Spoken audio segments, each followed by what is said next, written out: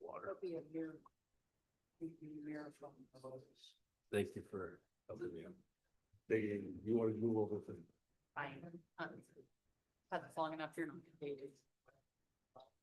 I survived all my family. Dad had it for 3 weeks, so I went to my grandkids because they kind of had it. And I caught it through them. They'll give it to you every time. I thought it was above. Little plus.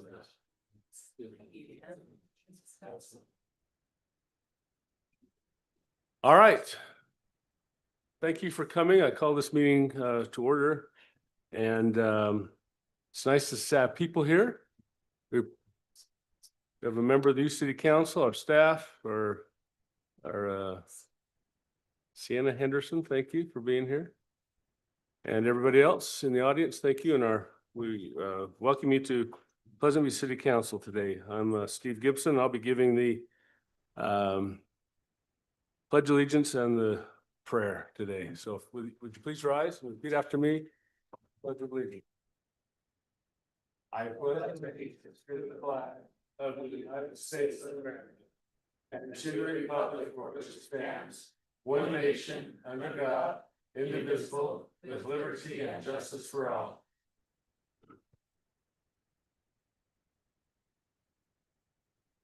Our dear kind Heavenly Father, we're thankful indeed for this community in which we live in and get to participate in. We're thankful for the residents and for their support for each other and for the neighbors. We're thankful for the first responders. Please be with and protect them. Father, help us to be a community of love and support. Help us to find the areas of commonality with our neighbors and that we can create a wonderful community here. We're thankful for this city council and the staff that are here today. And we ask thee as we make decisions and talk about things that thy spirit will be here. Contention will have no place here. And that we can make some good decisions based on facts and the things that we discuss. We say these things in the name of Jesus Christ. Amen. Item 1B is declaration of conflicts of interest. Has everybody had a chance to look at the agenda for today? Everybody good? Thank you. Public comment, questions for the mayor and city council for items that are not on the agenda. Yeah. Well, I don't know.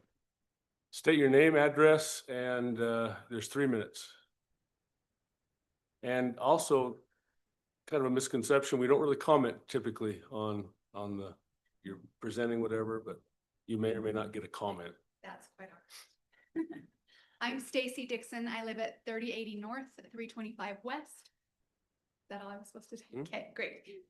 Good evening. I feel like property use should never just be a one-size-fits-all, which is governed by pages of city code that apply to everyone no matter their situation, plans, lot size. I'm here to talk specifically about rental properties tonight. And with the affordable housing shortage that has become such a problem, I know cities are taking a look at their codes and making some changes. If someone has a large enough piece of property and plenty of parking and they can make their rental property look like a home that matches the neighborhood rather than an apartment building, they should be able to rent out separate floors of that house regardless of whether someone who owns the house is living there. I understand there would need to be rules and they would need to check in often to be sure it's being kept tidy and looks nice from the street and no one's parking on the street and it is in no way detracting from the neighborhood. There could even be a requirement that they must post the owner's contact information in front of the house somewhere in case anyone has a problem with the tenants and needs to get a hold of someone for complaints. I feel that the way things are now isn't really stopping anyone from doing what they want to, but it's stopping many people from doing it the right way. We have a 2.4 acre property and don't currently have a house with this situation, but hope to be able to in the future. I am someone who would want to do things the right way and want my proper permits and licenses, and I feel there are many out there with rentals currently who would have gone about it the right way, but were denied the ability to do so because of blanket city code rules about rentals. I feel like citizens should be allowed to present a plan showing the appropriate space and parking and what the rental would look like before the Planning Commission and City Council to be ruled on a case-by-case basis. I know each of you agreed to serve in these positions because you love our city and also want to help people. It may be a bit more trouble for you to review things like this, but would ultimately help the city generate more revenue. And this way each person could get an answer and gain some understanding as to why their proposal was being turned down instead of just reading the city code and not understanding the why behind it. And in many cases, just doing it anyway. I would be happy if needed to serve on a panel to help come up with rules which might mitigate foreseeable problems with such rentals. To summarize, I propose Pleasant View City rewrite rental property policies, making it easier for people to offer rentals and for such plans to be looked at on a case-by-case basis. Thank you for your time and for your service. Thank you. I'll just make one comment to staff. I think this is an area that we probably should look at. Right now, our ordinance, you can have a rental in a home occupied, a home, owner occupied, owner occupied, a basement or an upstairs or something, but this particular case would have two renters in it. And I'm aware of several people that have a home that they own and they want to have it be a duplex up and down. So I don't want to discuss it right now, but I think it's something that we should look at and can look at to see where that fits. This is an issue where once you open the gates, where does it stop? So anyway, if we could just have this be a discussion sometime in the future, and I think that would be good. So thanks, Stacy. Appreciate it. Anybody else from the public? Seeing none, we'll go on to consent items, bills of the Pleasant View City.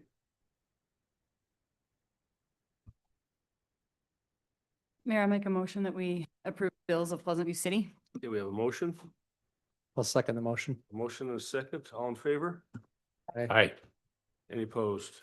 I forgot to mention, Johnny Ferry's excused. He's out of town today, so that's 4-0. Thank you. All right. Neighbors in action. Who's going to present that? I tried to talk Sunny into doing this, but she wants to watch me do it one time and then she's not. So Sunny Wilkinson and I are here from the Neighbors in Action Committee, and we are happy to honor Dean and Becky Stokes as the recipients of the April 2026 Caught Being Good Award. Their dedication, service, and countless volunteer hours have made a meaningful and lasting impact on our community. Many of us have witnessed Becky's incredible work behind the scenes during our Founders Day celebration. Year after year, she ensures everything is organized and ready so we can serve the many residents who come to enjoy the salmon bake. Her attention to detail and steady coordination are a big part of what makes the event run so smoothly. We truly couldn't do it without her. Dean has also given his time and talents in generous ways. In recent years, he has taken the lead on organizing and running the much-loved water slides at Founders Day. Through his creativity, craftsmanship, and hard work, this attraction has grown into a highlight for families across our community. Together, Becky exemplify what it means to serve with heart. Their quiet, consistent dedication strengthens Pleasant View and brings joy to so many. So, Mayor? Thank you. You know, when these names were presented to Dana and the committee, amen. Becky's one of those that I wouldn't have run for mayor if she would have quit the Founders Day. We couldn't have it, True. even though Dave's very capable. Sorry. Thank you so much for everything. And, as I've worked with Becky and Dean on a lot of projects throughout the last, 12 years or so, both of them are behind the scenes in a lot of aspects, with the breakfast, with just city things. And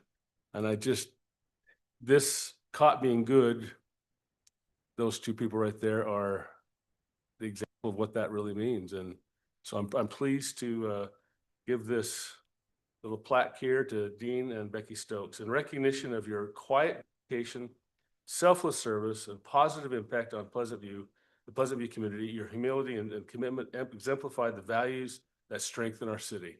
Amen.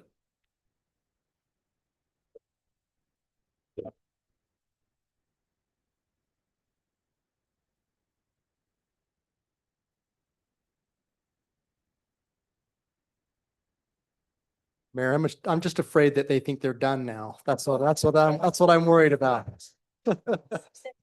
All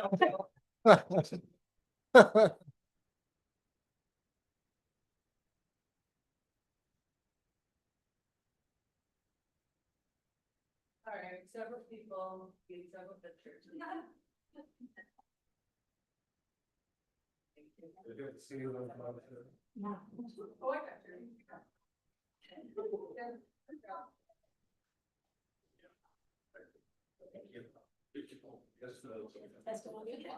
No, I just want to say thank you. This is such a sweet award. Like, I didn't expect that at all. We love to serve, and the best part is that there's so many great people. Like, love working with all of you. You guys, the public works are awesome. The police are awesome. The planning commission and the city council are awesome, and Steve's all right. But this is great, and the best part is just, I mean, we've raised our kids here and love this community and love to serve and just love the relationships that we've built with all of you and just really appreciate you. So thank you for everything you do, and it takes all of us, like, we're all there. So I really appreciate, especially that particular day, everything that you guys do. So thank you. Thank you. Anyone else want to say anything? I just want to say anyone who can coordinate cooking over 1,000 pounds of salmon definitely deserves the Caught Being Good Award. And just always a privilege to work with Becky. She and I kind of do the side-by-side thing on the salmon bake, and she's just organized and she's upbeat. You show up, she should be dog tired and she's smiling and happy. She's got her soda and she's good to go, you know, but ditto for Dean. I agree. The slides are just such a highlight. It brought such a fun element to Founder's Day, and everybody looks forward to those. And that's a lot of work too. So just recognize you guys for so much work and taking very little credit. And we just are so grateful to have you in the community and serving. Thank you so much. Thank you. Thank you. Thanks for letting me play in your park. Thank you.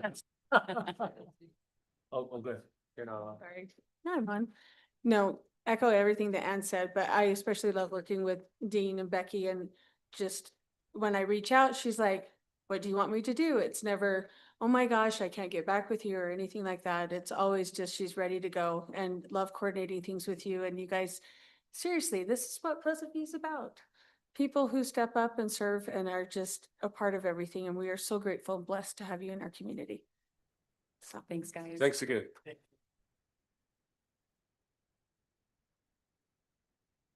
All right, item number 4, home occupation exemption request, discussion of possible action to grant an exemption to the home occupation conditions to allow persons who are not residents of a home to be employed on the premises of a preschool at 3108 North, 1075 West. Jackie Charlesworth is the requester, and Laurie will Yeah, give the so Jackie details. is here. On the agenda, it says a preschool, but it's a micro school, and that's in your memo. But she is requesting a variance on the home occupation. She wants to have teachers that do not reside in the home. And she can tell you more what she's doing. Step up to the mic, please. Yeah, so like she said, I'm wanting to do a micro school at my home, kindergarten and first grade. Obviously, I can't do 2 at the same, so I'm gonna need some assistance and have an outsider come in and teach that.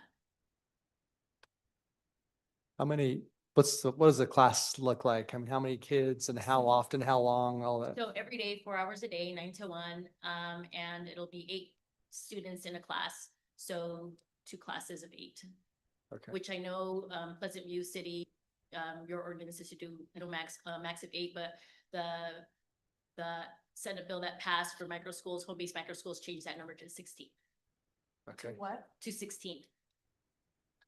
So Jackie, you've had a preschool there for many years. Yes, Right? yeah. This is really not any different than what, Right, right? I mean, how right. many kids have you had there? So right now, they had like a max of like a 40, but now that I still have the preschool, but now it's in a building. And so now I'm wanting to add on to it and do kindergarten and first grade. We currently have kindergarten at my preschool, but we're wanting to add another kindergarten here in Pleasant View and kind of use that as a launching pad to hopefully grow into something bigger. So what kind of state licensing and state permits and stuff do you have to get obtained? So as far as the micro school goes, it's very, free in what we're able to do. As far as state licensing, it's not the same as a preschool, so I won't have to have the same type of inspection as far as I know. I know with the preschool, we have the state that comes in and meets with us. As far as I know with micro school, it's kind of like a homeschool in that sense where you don't have any type of, we're not answering to the state in that way, other than I do get on the list of the Board of Education as a micro school. It requires background checks and people who are working with these children. It does not say that, but I require background checks just in general. We have to have them for preschool, so that would go for everyone else. As well as like CPR certification and things like that. Tell me kind of the impact to the neighbors as far as drop off, pick up, that kind of thing. So what I'm looking to do is do about a 15-minute space in between both groups. So one class will start at 9, the next group starts at 9:15, so we don't have the congestion of 16 cars. We only have 8 at a time. Great. There's 3108 North. I don't see this being any different than what she's been doing for quite some time, and I mean, it's really, I mean, I had children that went to our preschool, and he's 25 years old now, so. Don't push me. So, Did she do that when she was what? 3? Yeah, I was like Yes. 12, I Right. think, when I was doing I that. think so, Yeah. yeah. So you won't need, all parking will be in your driveway and on site. It won't be in the street. It'll just be drop off and pick up. Okay, so and you just have one extra teacher? Is that correct? One, possibly 2. Depending on, What do you think? Just- I don't have any concerns, but I'd like to make a motion that we grant the exception, home occupation exception to Jackie Charlesworth at 3108 North, 1075 West for an additional employees. I'll second. Have a motion, a second, any comments on that? All in favor? Aye. Any opposed? Okay. Teach them. all right, great, thank you. And Make- then make we'll su- be back to see you, so. okay. Make sure that they understand the goodness of things. Don't, anyway, sorry, we'll go. Thank you. Item number 5, appointment to the planning commission. And I apologize because we're not having the next meeting. David wanted to be here today, but he had some things come up. We were gonna put it off till the 28th, but decided to go forward with this. Oh, so he's not here. He's not here today, no.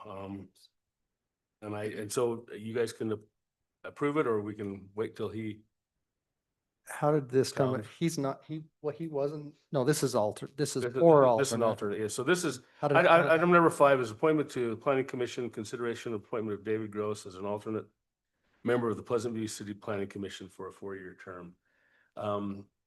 When we advertised this back in January, there were several applications. I met with David, and I think he's been around Pleasant View for a while, different locations. He's now moved in just down here below Lowman View or Weber High. And I just was impressed with his ability. He used to work for Iomega. And somewhere I have his, is that in the? I had his application. Did we get that in? The paperwork? Yeah, I didn't see it. So, I mean, I guess you're going off of my recommendation here. I'm trying to find some people that have a broad, different aspects of life. He's retired. He was going to serve an LDS mission to Russia. During COVID, he got kicked out of that and went up to Oregon. So he's kind of in that part of his life, just wants to get active in the community. And I just think he'll be a great addition as an alternate to the planning commission. So if you would like to see him and talk to him, we can put this off to the 1st of May. But whatever you guys I want. know quite a bit about him. I mean, I don't see a concern as an alternate for sure, so I could sure make a motion. Well, what is, Does everybody know? So he's related to my husband, so I think I'm gonna recuse myself from voting on this one. So, yeah, but I do know him, and yeah. Can He, you offer any comments? I mean, if you don't think it's, again, like a conflict of interest, he and I talk quite often about city things. He's interested in it. He wants to be involved. So I'll tell you that. It's so hard to know how people are gonna act and react to different things. I try to explain what my understanding of what the planning commission is and is to, do what planning commission does. And so I had a really good conversation with him on that. And I think a lot of the people that I want on there are good common sense people that can see things and help us grow, Pleasantview. We are gonna have some general plan stuff come up in the next year or two. So we need a good, strong planning commission. So I don't know. So do we have a motion? Do you guys know, I haven't made motion, but Oh, just one of you know him? No, I read Based your on- name. I wondered if you were connected. Based on what I've heard, I think No, as long as, he's interested, he respects, the law and the staff recommendations and things like that, then yeah. I did not know him until we met. So, I mean, this isn't anybody that I'm trying to stack the planning commission for. He's been involved in the community, so Mayor, I'll make a motion that we appoint David L. Gross. I don't know why David L. was in there, but David L. Gross as an alternate member of the Pleasantview Planning Commission. I'll second that. We have a motion and a second. Any or anything else with that? Yeah, all in favor? Aye. I'm going to abstain. Okay, with one abstention. So that's a 3-0, I guess, or whatever. 3-0. Mayor, Yes. can we just mention also that we have another U City Council Go member ahead. here? Kel Wilkinson is here along with Sienna Henderson. So 2 members of our U City Council attend. Perfect. Awesome. Thanks for coming. I really respect the East City Council, so thanks for all your work. You're a shining star amongst a lot of, anyway, They're the next planning commission. you're the next Yeah. planning commission. All right, item number 6, waive fee request to waive the double building permit fee for working without a building permit in the amount of $4,732.49. This is the request for Kayla Eilertson. Yep, that's right. Eilertson.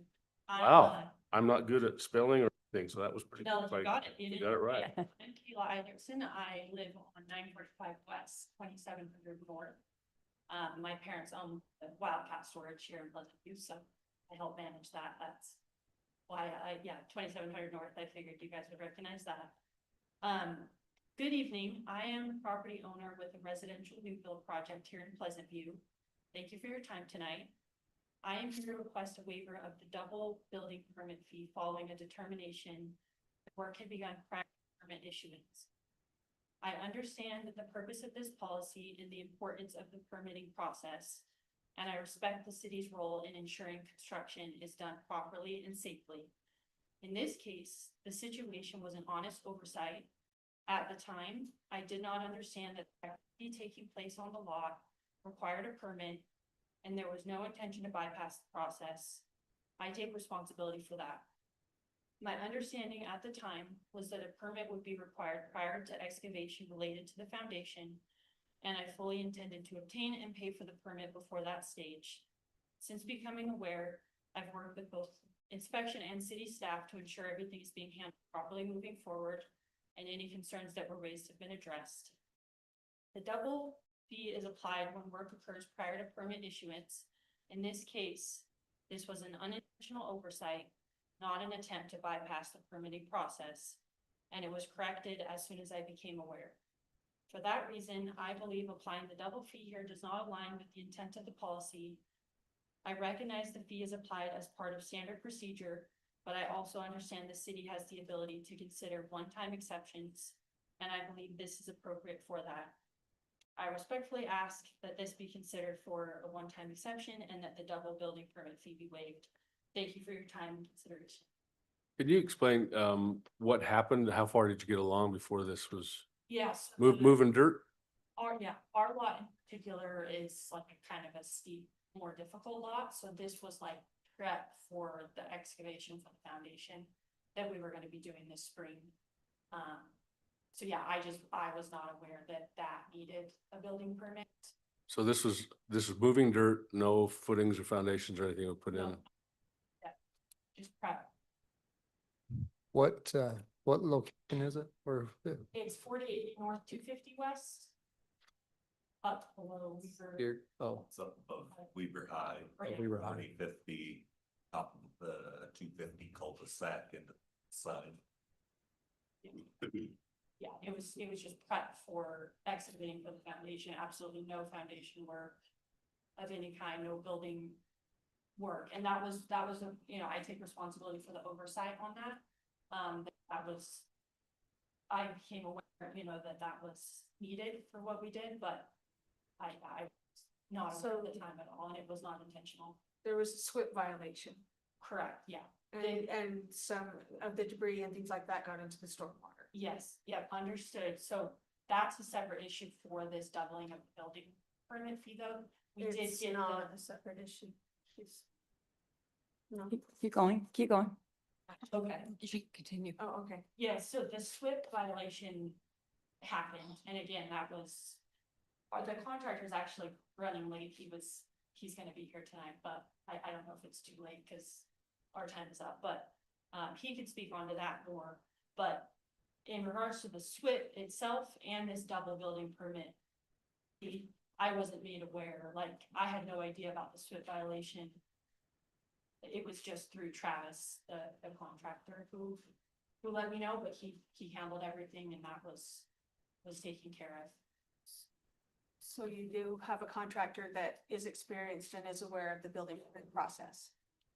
He wasn't aware that what the work being done on the lot required How long has he been a contractor? I don't know, but he will be here so we can, he can come up and talk if needs be.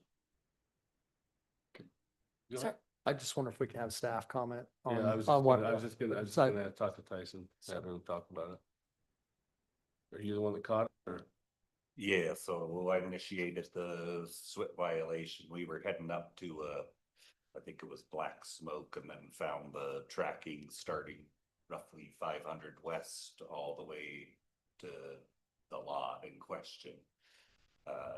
That's when I got there. They were excavating for the pad. That's a significantly steep lot. You're basically right off the back of the sidewalk. You're starting into the hill for the lot.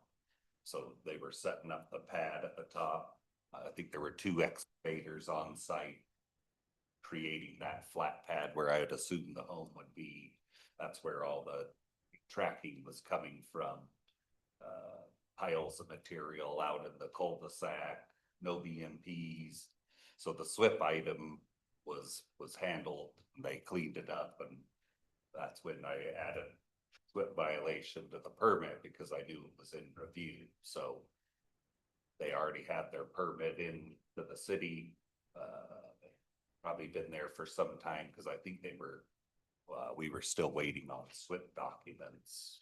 I think. So when this violation came, the SWIP violation, there was an application for a permit, or? Yes, it had been in review for, So they just didn't have it in hand, but it was in review? yes.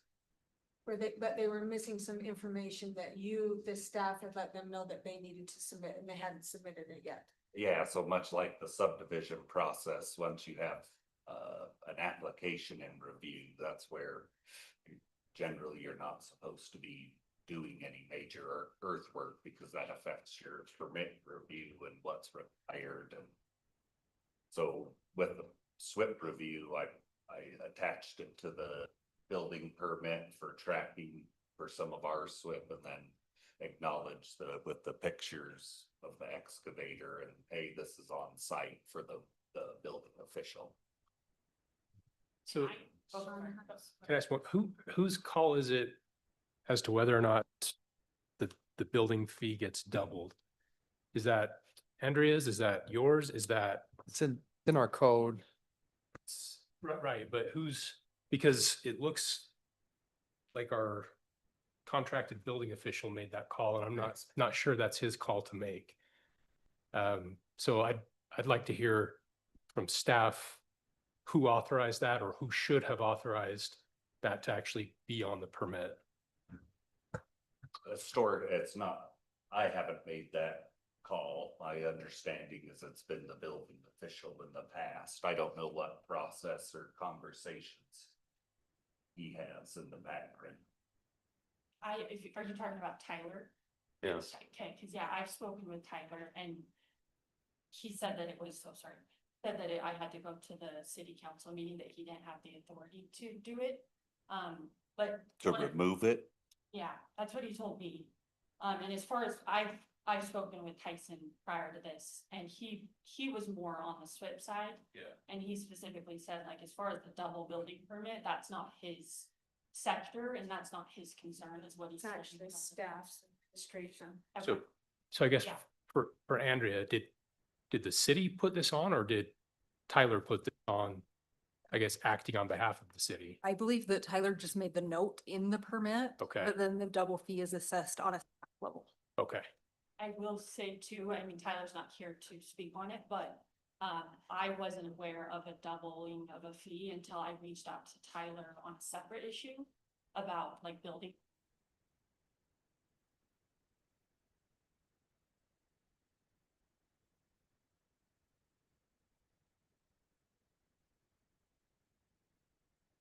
Is there a general contractor? This is a subcontractor that was there, but is there a general contractor as well? I don't, Okay. so just. We should be here soon if we wanna, if you guys wanna talk to him, that's fine. So Sorry. you worked with staff and staff informed you of of what did you talk to staff? No, I Did you wasn't, appeal to staff? the only way that I knew about it was when I emailed Tyler about a separate issue about the building valuation. And then he said, oh, by the way, the building permit's double because you worked with us. So in our city, I was aware of the SWIP right, through right, Travis, the but if the appeals process. Oh, Tyler, so I talked to Tyler and Tyson. Tyler kind of said, talk to Tyson, and then Tyson said, talk to Tyler, and then Tyler did say that he didn't have the authority. But did you talk to staff and ask them to waive it? Because the appeals process, we actually looked it up because I wanted to know what the appeals Okay. process is. Yeah, It's actually, you go through administration to appeal the process for Oh. a waiving of. no, fee. I didn't besides Tyler and Tyson, just. They said to go on the city council meeting, so that's why I'm here, but I can. No, talk to I mean, you're here, but I'm just saying that is the process that is in our ordinances to appeal through our city administrator. So I have a question. Was a fee assessed for the SWIP violation as well? No, that No. was the violation that Tyson put on that we're on the same page of now. Okay. The building permit fees is like separate, and that was through. Yeah, You started work without a permit. Okay. the stormwater violations have their own, fee structure set by the state. So The is it- first one is just a violation, so if they did it again, they would get the second violation, then I think it's on the fourth. there's no fee assessed for the storm water violation this time? The third or the fourth, they would get a fine. Okay, It's assessed for the item, the SWIP item alone, okay. but It it's, just was not, at all.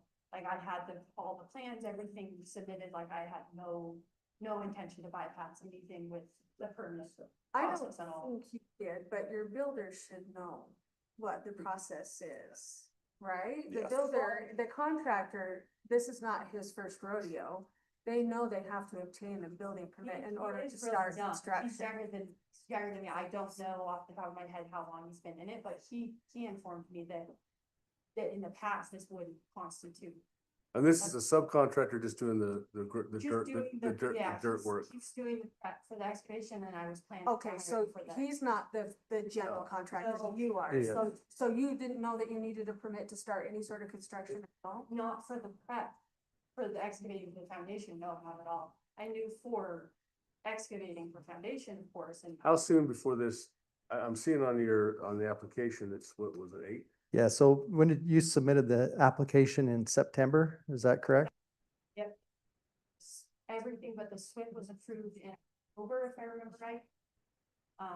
And so when did this doubling fee come? January, when we were doing the prep for the foundation excavation is when. So she had that. And Yeah, that's what But you knew that you still had documents that you haven't provided for the city yet. Yes, I knew that the SWIP wasn't done yet and that the permit wasn't paid, of course, but And so you didn't have a permit in hand. It wasn't paid, yeah, she didn't. yeah, it wasn't paid yet, but I just wasn't aware that for what we were doing on the lot, that needed to be paid. And like I said, if I knew that, I would have paid it immediately and we would have continued on. After our SWIP interaction, that's when the rest of the documents were then. Resolved. uploaded Yeah, to that's the when city we knew about website. the SWIP, that there was an issue there, that's when we finalized everything with the SWIP. So, can you talk?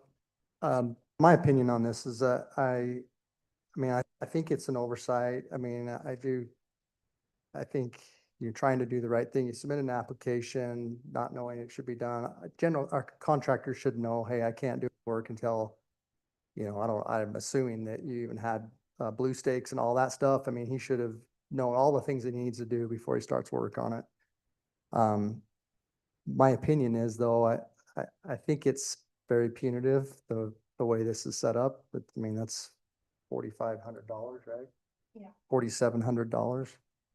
My opinion is that we should reduce it significantly and, I don't know what an appropriate amount is to me, but I would go down to $1,500 or even lower than that. But, that's my opinion. I'd be willing to make a motion if you guys feel like that's a direction you want to go.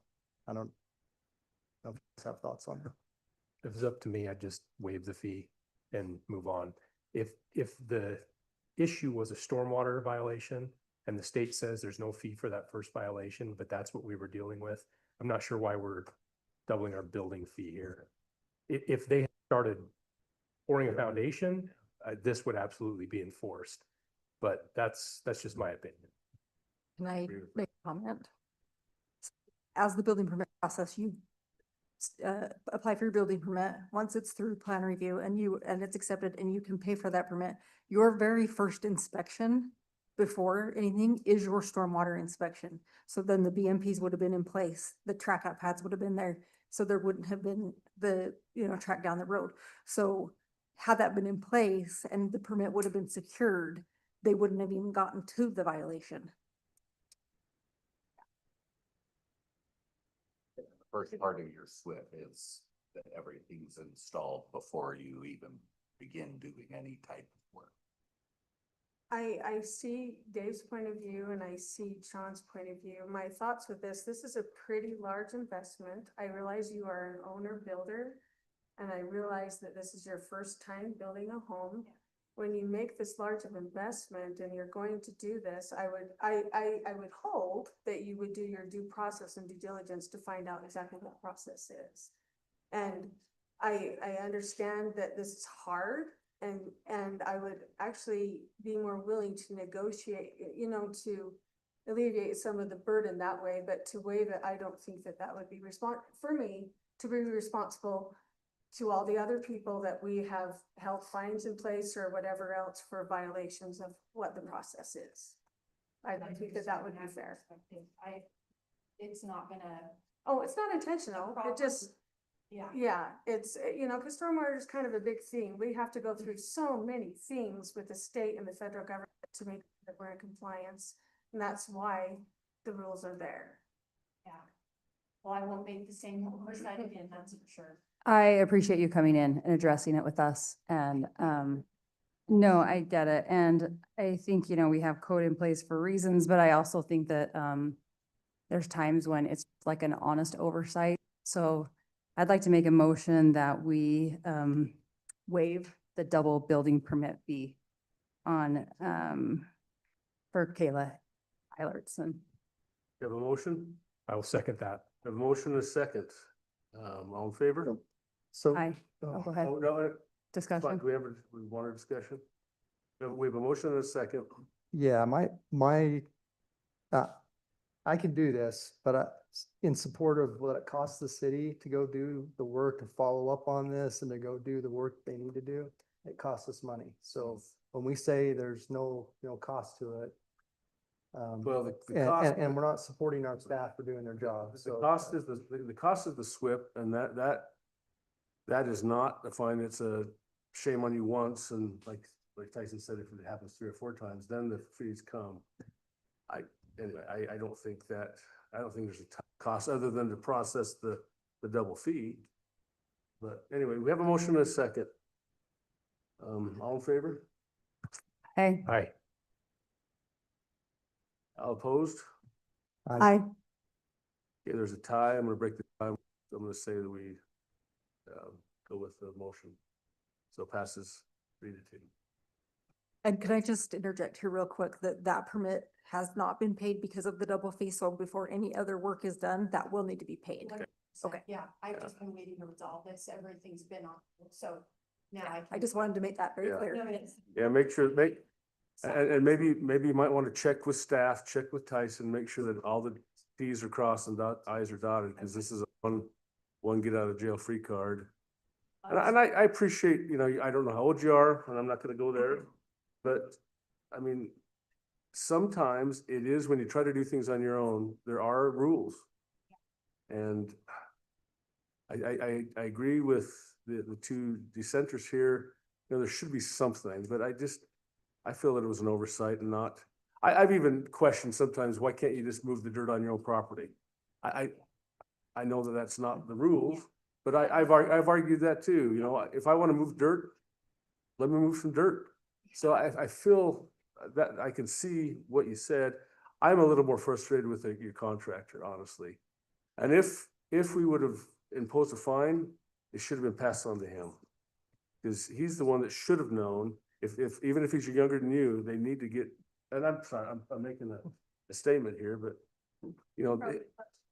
but he should have known, in order for him to bring a piece of equipment out and track it out the street, that he's not doing himself, because he now has a black eye. And I would have, if there had been a fine, he should have paid it. So Yeah, anyway, I understand. It won't happen again. I'm aware we're all gonna be on the same page, so thank you so much for. welcome to Pleasant View. Thank you. Happy to be part of This is a great place to live, so thank you. Awesome. Thank you, guys. A couple more youth council. We have 2 more youth city council here. We have Zach and Mayan. Yay, 4. Way to go, guys. Is there some requirement for you guys to come? We're counting down. I know we have the dinner here coming up. Zach, you're a senior, right? Yeah, we've got 4 seniors here. That's a requirement. So I'm a little disappointed in that. You're not just coming on a Tuesday night. Oh, all right, good enough. Sorry. Item 7, West Village Development. We're just discussing the West Village Development, and this is going to be very interesting. So I'm going to turn some time over to Cecil, and we're going to hear from Andrea here in a minute. There's some things that are possibly going on that we're going to kind of do things a little backwards, maybe. Yeah. That's what BYU does. What's that? The old president at BYU was Cecil, said every time, Cecil Samuelson, it doesn't matter, every time a basket was made, they would all. My grandpa's name. Pardon? My grandpa's name. That's who I was named after. Sorry. Just state your name, I guess. I don't know. I need to have that. You can hold the mic, Cecil. Okay, he's not there. You can hold that mic if you want. So, we've been meeting and we've had our open house here on a concept plan for kind of a master plan for this, what we're calling the West Village. And you guys. Well, we can. Oh, because this is, it's not submitted officially. The name's a hard thing to get. West Village, West Village. West Village. So the name's. West. After the, Anyway, go ahead. And so, we've got a pretty good concept plan put together. We've had a planner on board that will continue on board. And so as we've gone through this process, the next steps are that's kind of a bird's eye view, is to dive into the details. And one of the biggest details is getting Skyline Drive down through there, which was looked at with the city on several different alignments. And so this is the latest alignment that, the city has worked with us with. And any alignment for Skyline Drive, it's an 80-foot right of way, it's gonna take quite a bit to get that road down. There's a lot of cut and a lot of material that will have to be moved. And so we've done a grading plan. We've had our engineers work on grading plans, still rough, but it's getting closer. The other thing we've been really working on is storm drainage, where to put the ponds in detention. So our engineers are pretty well far along on that. So we've been working through this, but in the meantime, just recently, there's several projects that are going in, road projects, big projects. We've had a couple contractors approach us. They need a lot of material.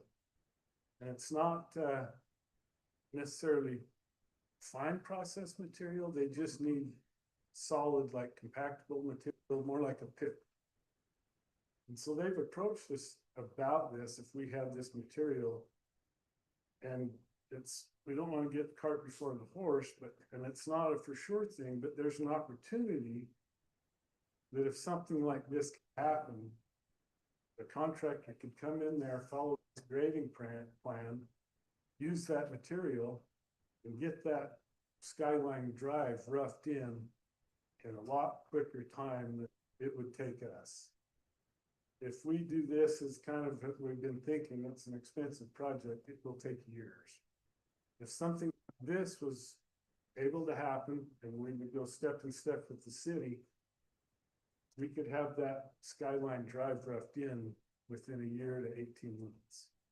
This is still just a maybe, but before we went any further, we graciously, you guys met with us just this week and got us, we appreciate us on council. This was just on this agenda, but we wanted to let you guys be aware of if this does happen, if there's an avenue that we could make it work. So I'm just gonna make a quick comment and let Andrew talk and then you guys can ask your questions, but because this is very time sensitive, we've had this plan on the books for years. And it's going to be a pain and a discomfort for the residents that anything happen on that. But if they develop it, 7 to 10 years, possibly 6 to 10 years, take that through. Or if again, I know Cecil said some of these things are just starting to maybe be possible.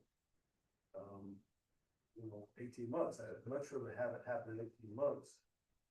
Now, none of this is approved, none of this is done. We have to have a grading package or something, and Andrew's working on what that looks like. And this is not the meeting for today, but I wanted Cecil to be able to talk to these contractors coming in and say, yes, this is a possibility without getting caught up in the city and have the city get away. So it's a little bit premature. There's much to figure out. Stormwater, water is a big issue getting to that. But we know we want the road. And I have asked Cecil as well, between he and I, because Dana came up with this layout 2 years ago, 3 years ago, a couple of years. Longer than that. It's been the last. It changes about that. So I want even to work with, because and I'm just walk the place with Cecil sometime. And I invite any of you guys that want to go. We could about an hour and drive through. The cut is going to be substantial. Yeah. And then there's a lot of area there, and I think it'd be a great opportunity if it happens. I don't know what the chances are. We will get that, but just to set the stage for some not head nodding and some approval to do some of that before we actually get the subdivision in place. So, Andrew, I know it's then we'll entertain more discussion.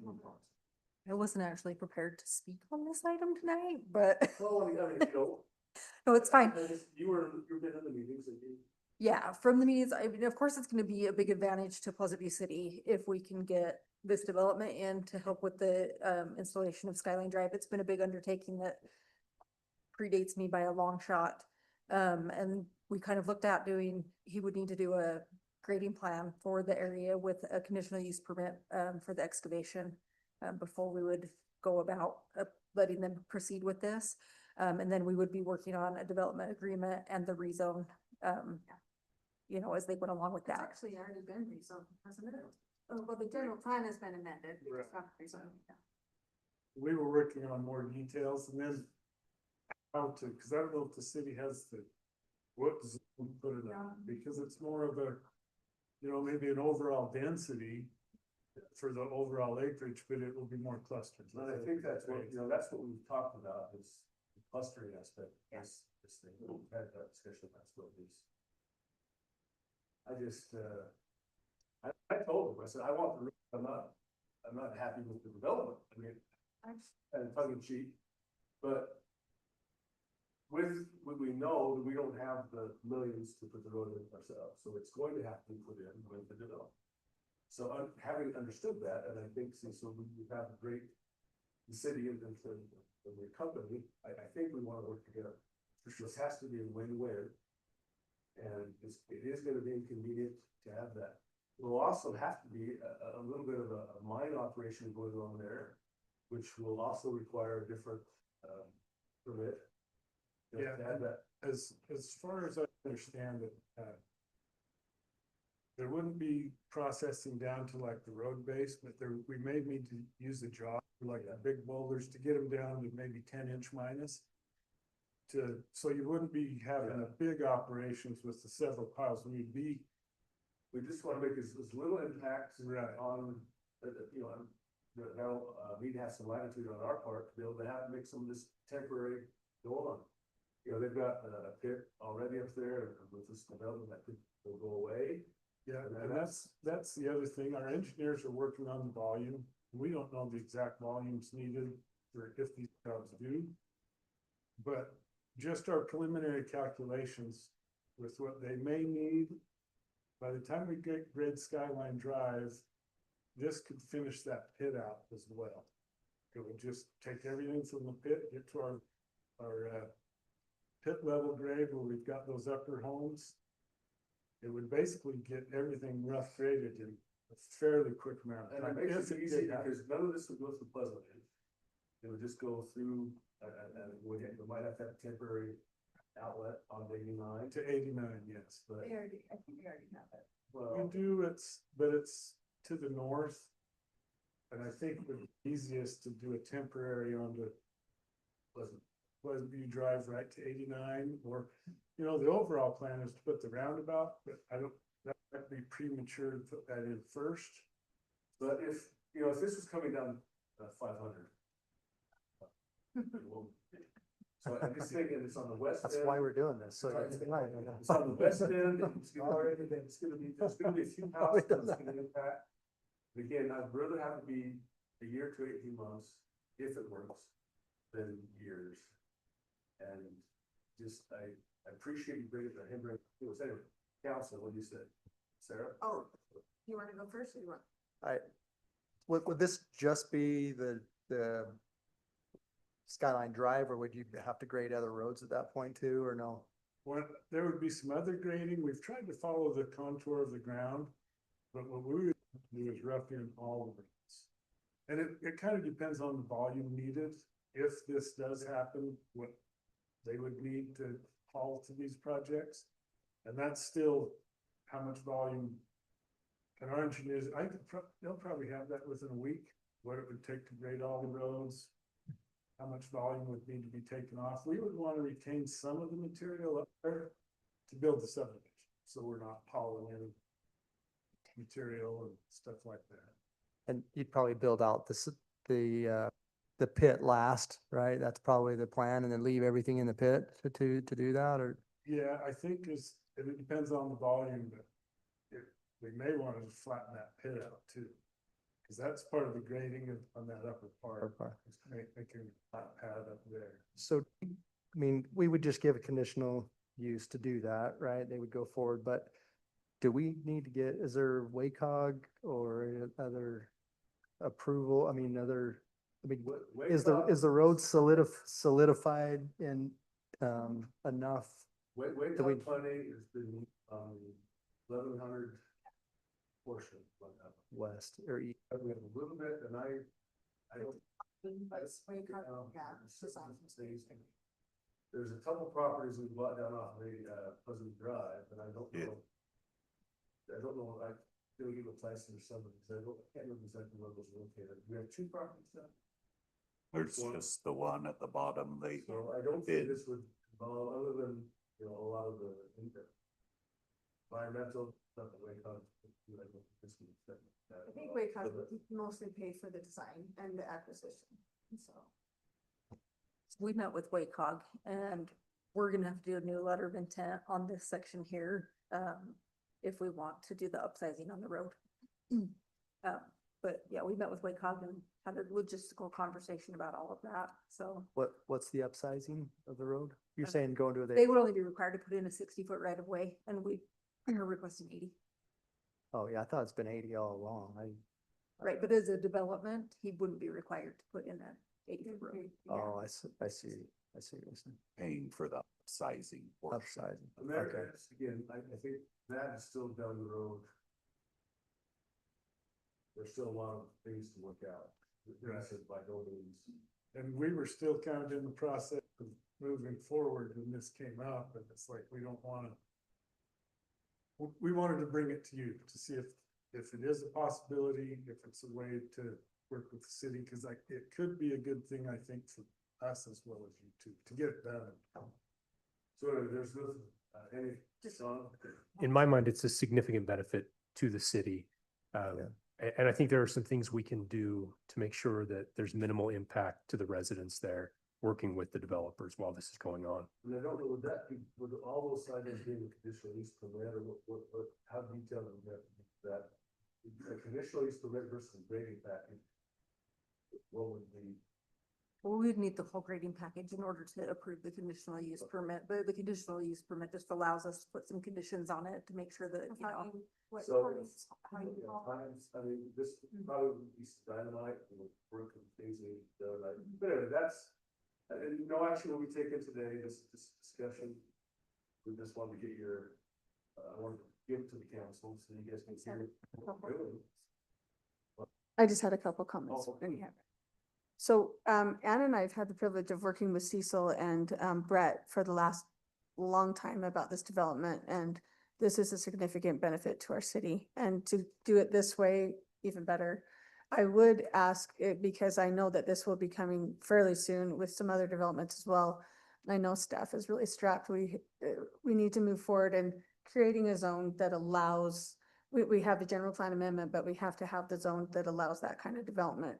And that's the intent before you came, that we were going to do that, but that also has to be applicable. There's some other developments, as we know, that are coming. So I would just urge the council to provide a way for staff to do that, whatever tools they need to take care of that, because that's coming. Yes, It's the upper side. but that will be part of it. And that's part of it, but I think, you know, they're gonna work in phases in this lower area. Those are, what, are those happy garages? They range from, I think, as low as, some of the smaller ones are 7,000 square feet. We need a whole new zone. Well, but I mean, this is a cluster right now. I think the upper city, goes over what the cluster. I mean, I can't remember how many lots, but it was 40 lots. It's like 49, so if it 249. it really is only 2.07 units per acre. We need a whole new So, zone. so there, yeah, there's definitely needs but anyway. Any other questions or comments? Just, So I can't really add to everything, but just for as far as temperature of what I've got, yeah, I like the idea, so. And we'll keep moving forward either way, because this may not happen, but if there's an avenue that it could, that's why I wanted to bring the updates. Great. And we're committed to, and any of you are welcome to call, what's happening, or if you need any more information, we'll do the best. We're excited. Yeah, thank you for the time. I definitely want to go for a walk on it, so Yeah. it'd be really good. We'll take an afternoon. I mean, we can probably even get the GPS and kind of get it kind of set up. So. That'd be good. Yeah, number 8, municipal, wastewater planning program. Consideration to adopt the municipal wastewater planning program survey. The resolution 2026-D. This is Michael Littlefield. Thank you. Yeah, I hope you guys had some time to review it. There's a lot of information in here. If you have any questions during it, let me know. I'll just go through some of the key points that might find interesting on it.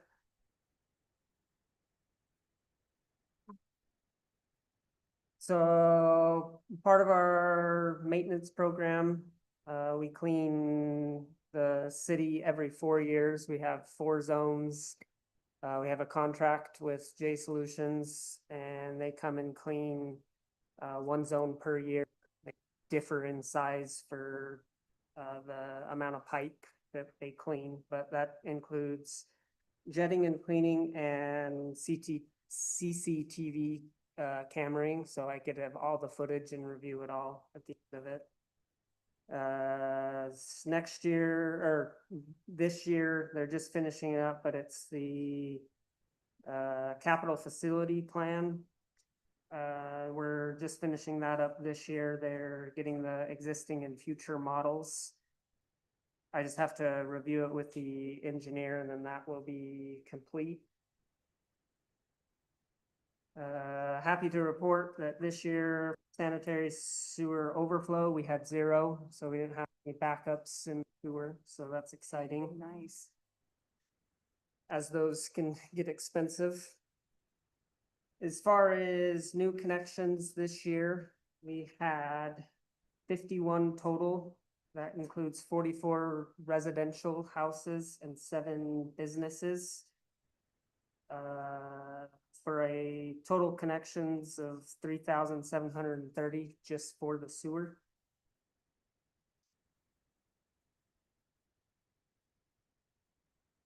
As part of our maintenance program, we inspect manholes.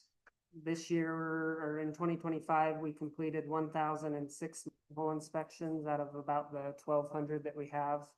The ones that we didn't clean were either buried and we haven't needed to get access to them because the cleaner truck can go through them and clean them without us accessing the manhole. And then there was a few of the ones in the backyards that we'd like to go get permission to enter the backyard before we inspect it, and we weren't able to get permission from the homeowner.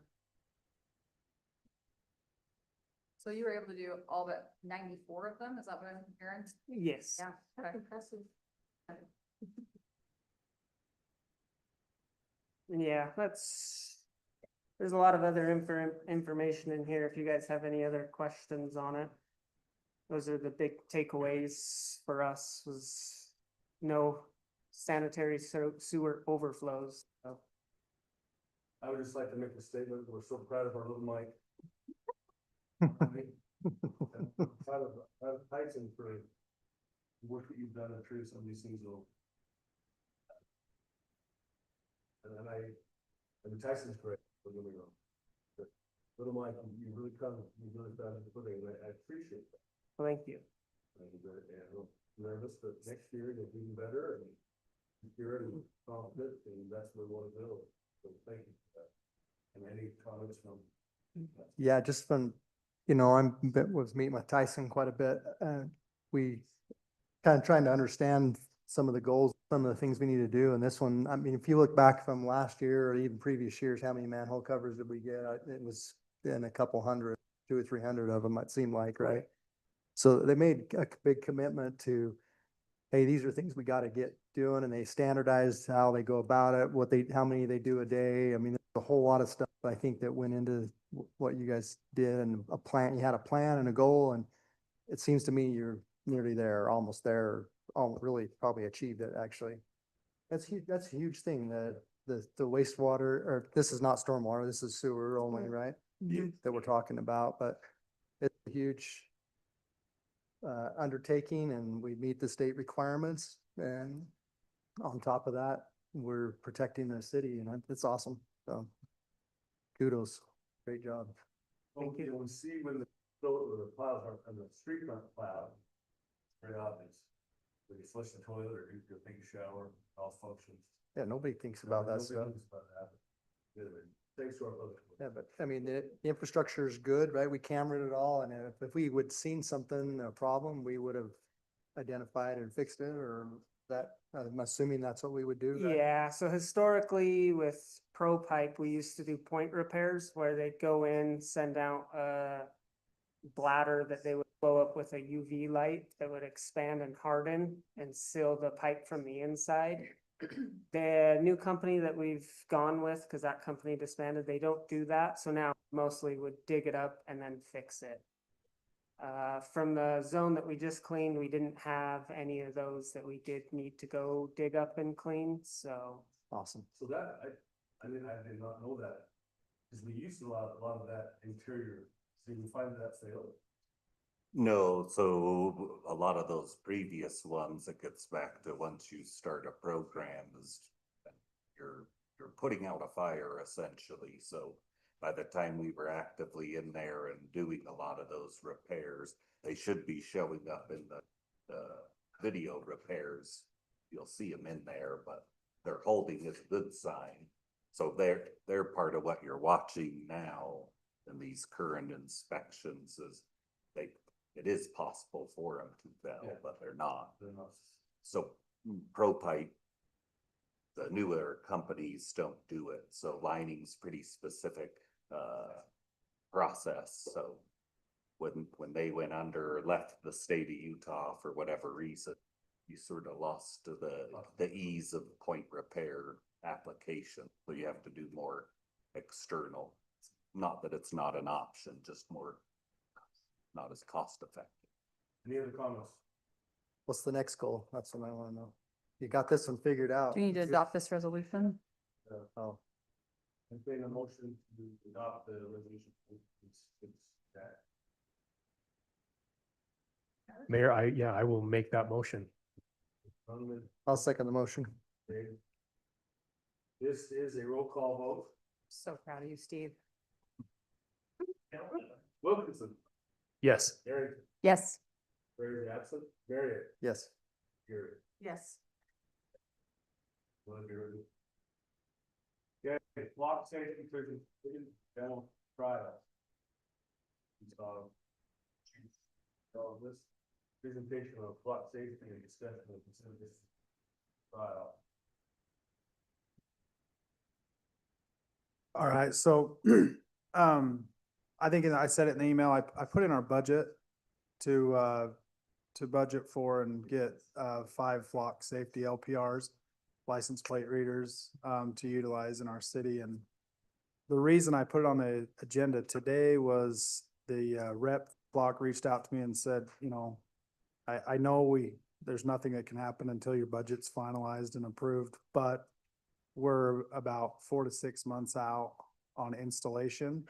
And he said, you're gonna have a 30-day trial period, but we need to have that contract signed, ready to go to put you on the list.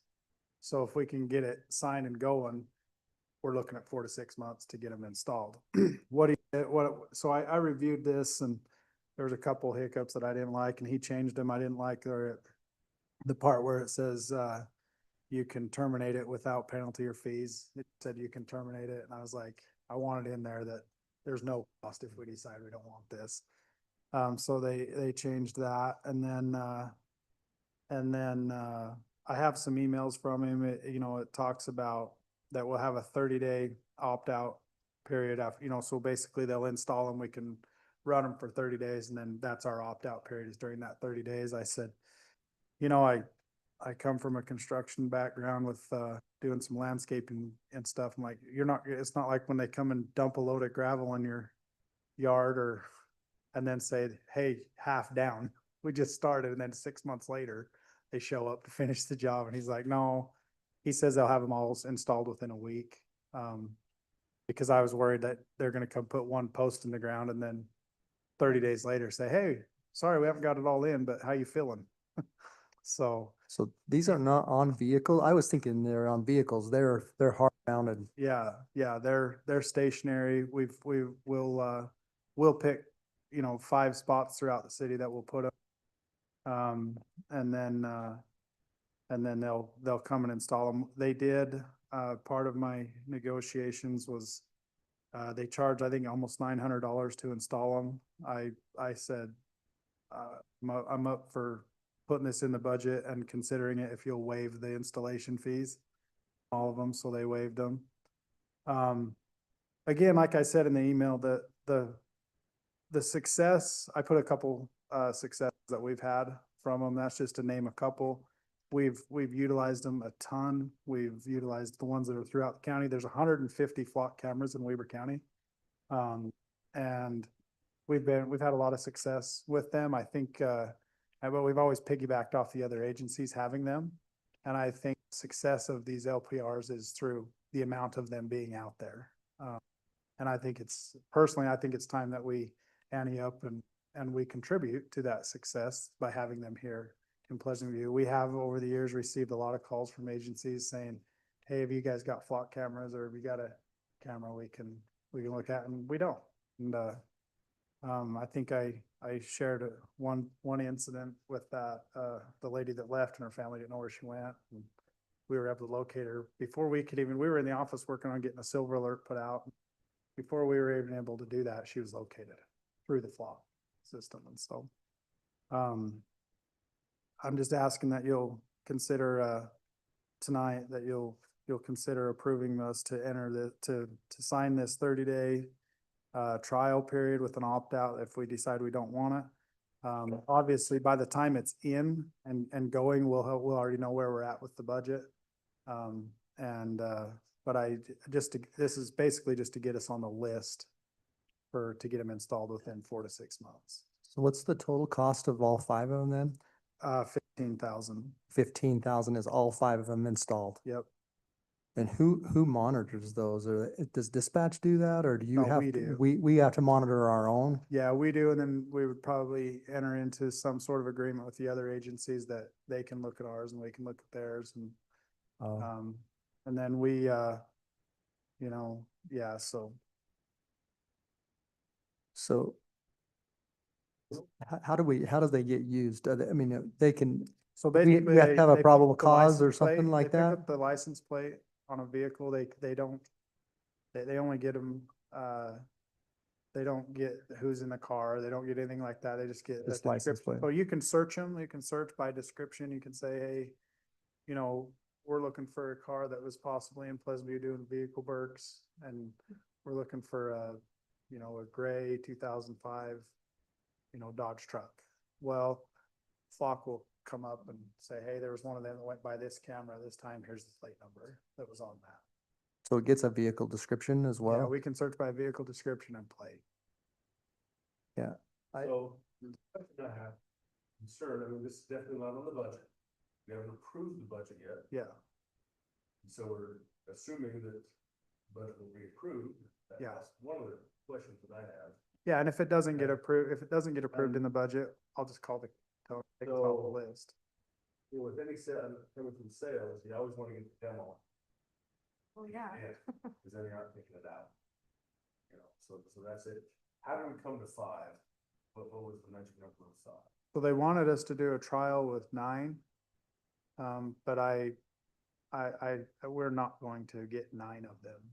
And so, I just wanted to, But why 5? What made you decide 9, too many, but why 5? why did I choose 5? Oh, I'll take as many as you'll approve. I'm just trying to be conscious of, the taxpayers' dollars, and I want to start with 5 and see how that goes, and we can build off that. We can always add cameras. I don't know. I just picked 5. You have the locations shown that you would want? Yeah, we have some. I don't know them off the top of my head. Me and the detectives have been, I know that, I don't really want to say where we're gonna have Publicly, them, but we have 5 locations picked out, and depending on how this goes tonight, we'll approve the location map tomorrow. That's one of my questions about that is the other cities that have them, if not, you know, I mean, likely we'd want them probably on the perimeter, maybe of the city or whatever. Would Harrisville, North Ogden, Yeah. Willard, I mean, Yeah, everybody be willing to go in on those? Yeah, we set up our locations, we considered where there's R2 so that we, you know, so that we don't, you know, North Ogden doesn't have one and ours is right next to it. Yeah, Do exactly. they already participate in this? All of them? As far as I know, All of yeah. these municipalities do? Yep. I don't know if Harrisville does. I know North Ogden does.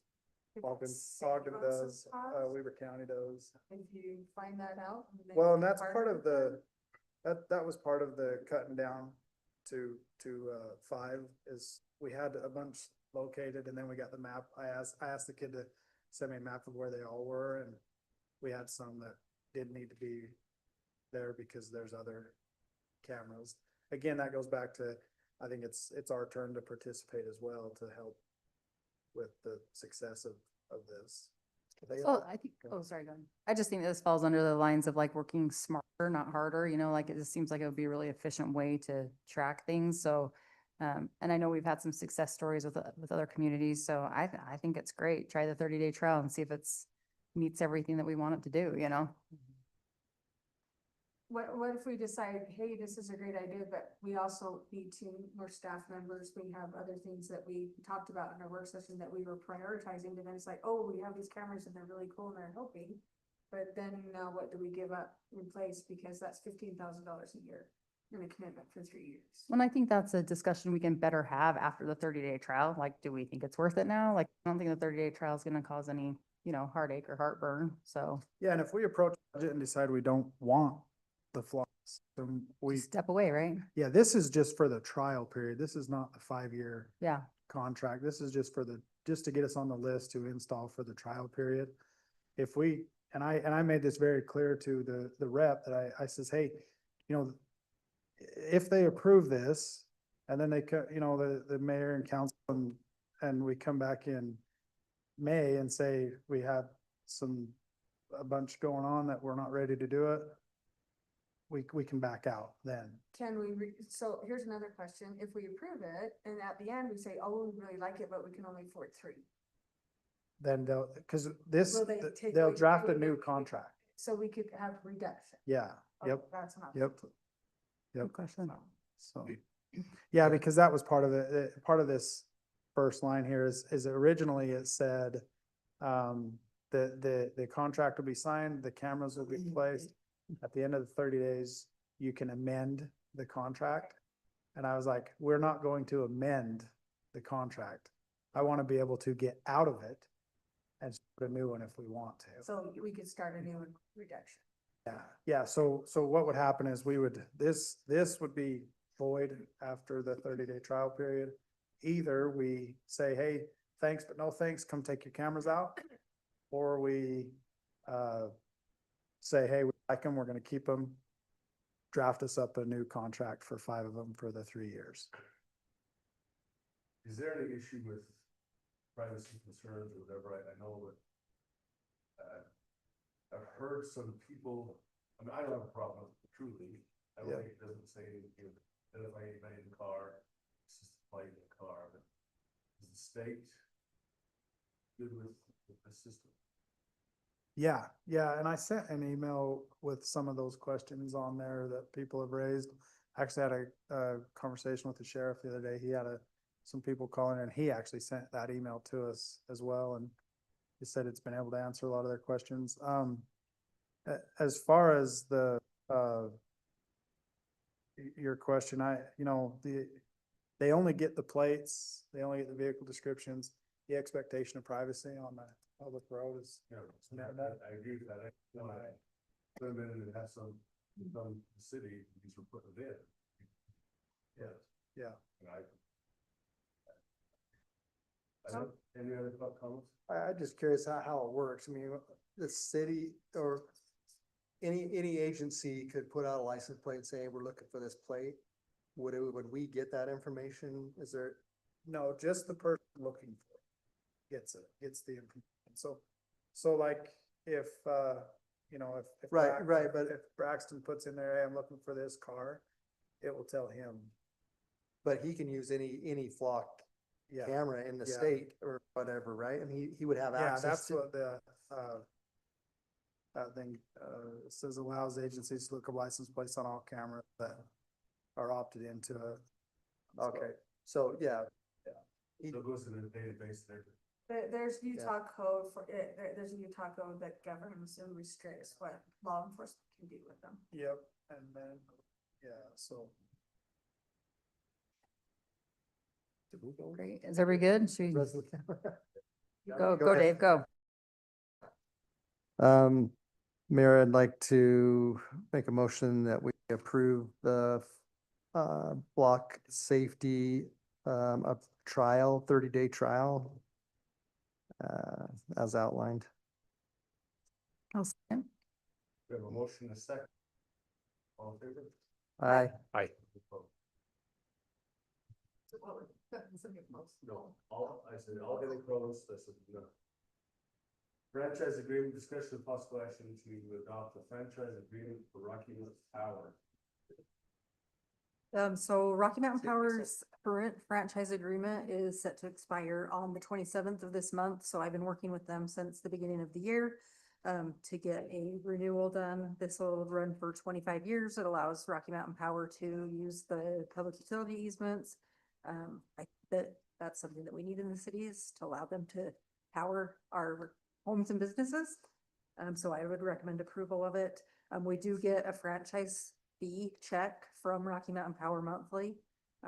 So there is a benefit to the city. If you look at your Rocky Mountain Power bill, there's a franchise fee on there. So when they collect that from the residents or the business owners, then that gets sent to the city. I don't think I realized that. Well, we'll mix our own power, we move the power. No thanks. That's a negative. Go ahead. I do have one question. Okay. And it's a silly question. But in section 10, it says that you will mail a copy of the plat to Rocky Mountain Power every time we approve a subdivision. Are we really going to, can we just, Don't know that mail is the correct form. that's what I'm, But we are, or we do require our subdivision developers or anybody that's doing a subdivision to get a will serve letter. From yes, Rocky Mountain yeah, Power. exactly. Yeah, so we have them communicate with Rocky Mountain Power directly. I just, So they have to provide a. yeah, copy it just of the said, Yeah. said mail and I thought, that's a little outdated. So, Yes, and they failed to mention that this was reviewed by legal. okay. Does that need to be amended within the contract then to say email or whatever? I don't know that it matters. Provide. There, have, can't remember if it had, Just curious so that it's all, somebody doesn't have a set or something someday. I think they should fax it. Yeah, that's not, you could mail or email, and I doubt that they would reject. Yeah. Right. And this is quite a lengthy process Yeah. going from our legal to their Right. legal to our So legal to. I'm yeah. not, I'm not concerned about it. I just, So if I have to mail something, I will. yeah, all right. All right, I'll make a motion that we adopt the franchise agreement as discussed with Rocky Mountain Power. I'll second the motion. Aye. Okay, that time of year, medical, dental, and vision insurance consideration to approve the benefit collection form, 2026, 2025-26. Is that the 2026-26? 27. Is that what it's on there? Yeah, that's what you got. Here. Well, it's. Well, it's on, 26. it's on, yeah. 627. I don't even know what year it is anymore. Right, you're right. Have that be 26? It's for this next fiscal year. Yeah, 26, well, It's right on the packet, it's just a little bit, This says Off on this is the- accurate. All right. yeah. But the resolution's not.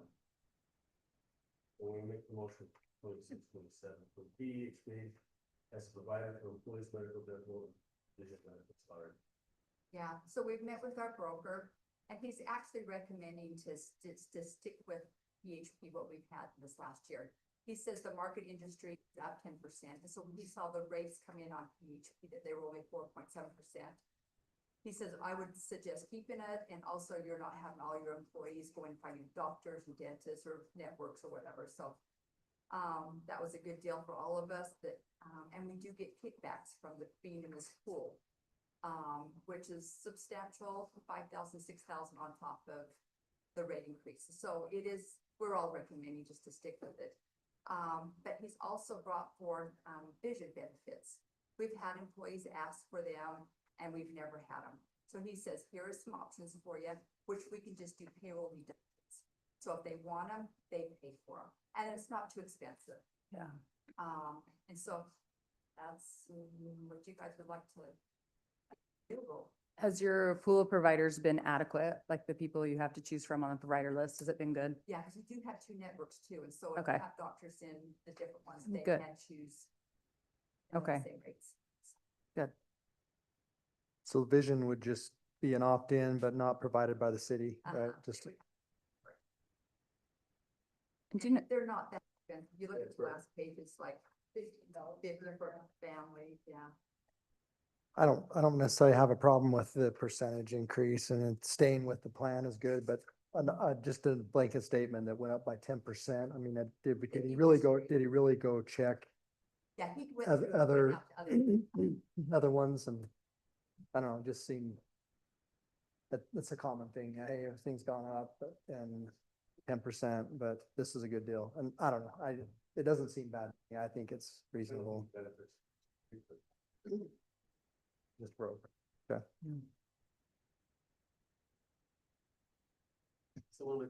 I'll make a motion. Mayor, I would like to make a motion that we approve the benefit selection for 2026-2027 for PEHP as a provider for medical, dental, and vision. Motion. second. That's it. All in favor? Aye. All right, that's a big one. These guys will like this one. Just, This one will be fun. Had a lot of people call me about this. And my neighbor almost got hit by I one. don't want to be treated. These e-bikes are turning into motorcycles. And they're not obeying the law of the road. We're all looking at you, Stetson. Who's that? Matt and I were just talking about. Who's gonna tackle it? Let's let Stetson take first shot here. So we just talked about, so the state code basically says it's up to the city. They want to restrict them on pathways, stuff like that. That basically says the city can't. City can restrict them on pathways and stuff. Let me just read you, just so you're clear on. Go to. Use your mic. Just let me read you so that you're clear. If you go to make an ordinance or a policy. So the e-bike classifications, class 1 is a pedal assist only. It goes at 20 miles an hour. Class 2 is a throttle assist, motor stops at 20 miles an hour, and a class 3 goes 28 miles an hour, and it requires a speedometer. Keep in mind the speed limit for cars on like Pleasant View Drive is 30 miles an hour.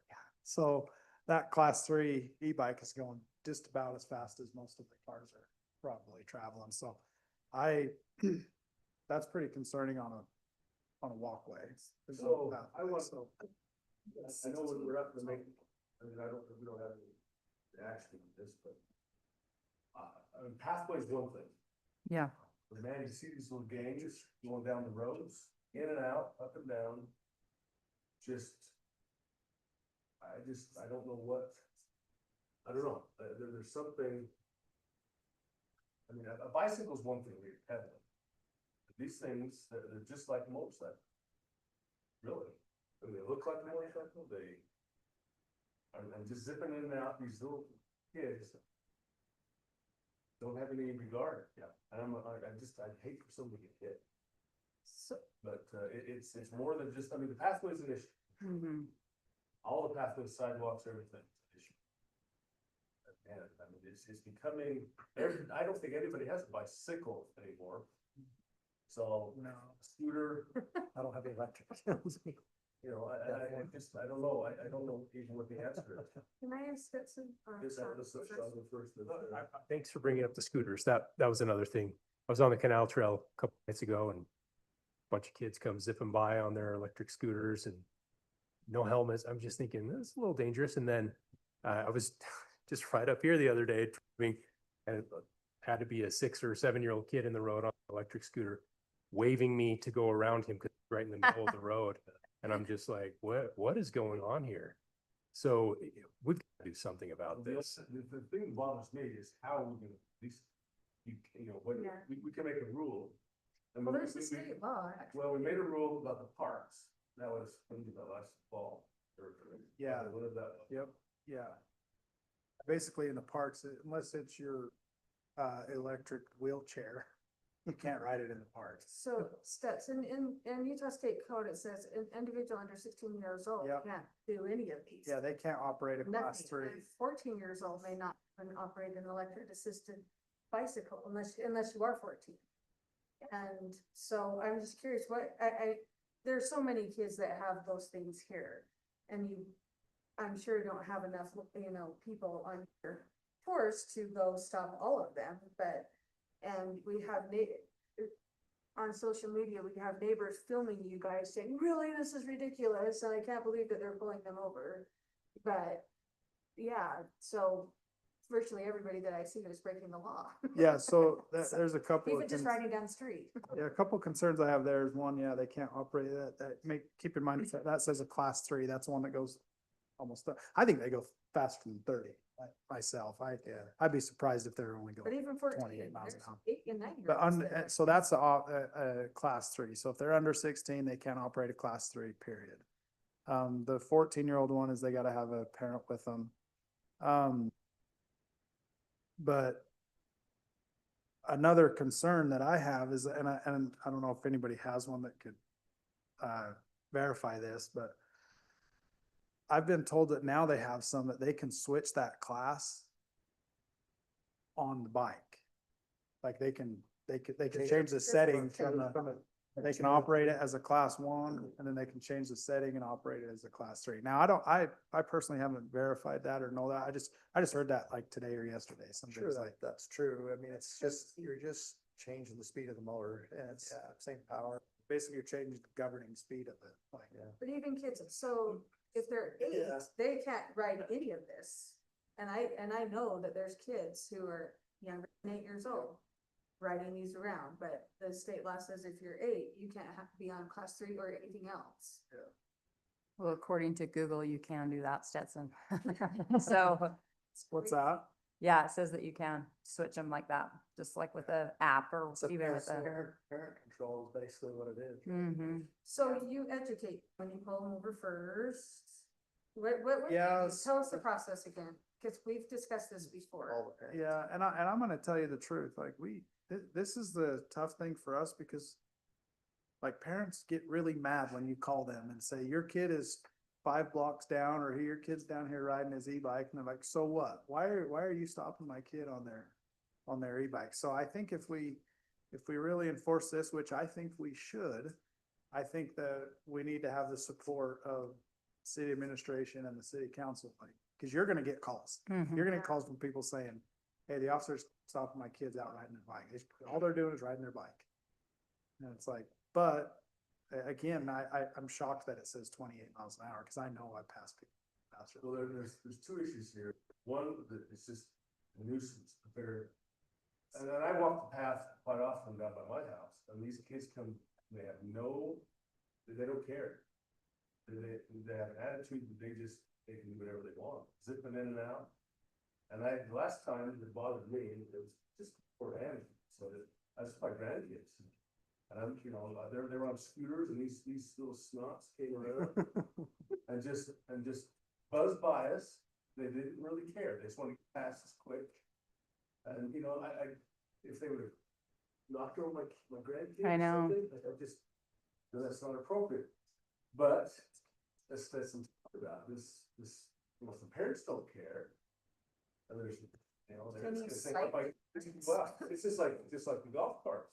Mhm. That becomes transportation for them. You'll get out, go down to church or Yeah. go to school. I don't wanna take you, just grab the golf cart. And these, I mean, I have kids up and down my street, they're little kids. My big fat body, I couldn't make it up the hill, but these kids are just zooming.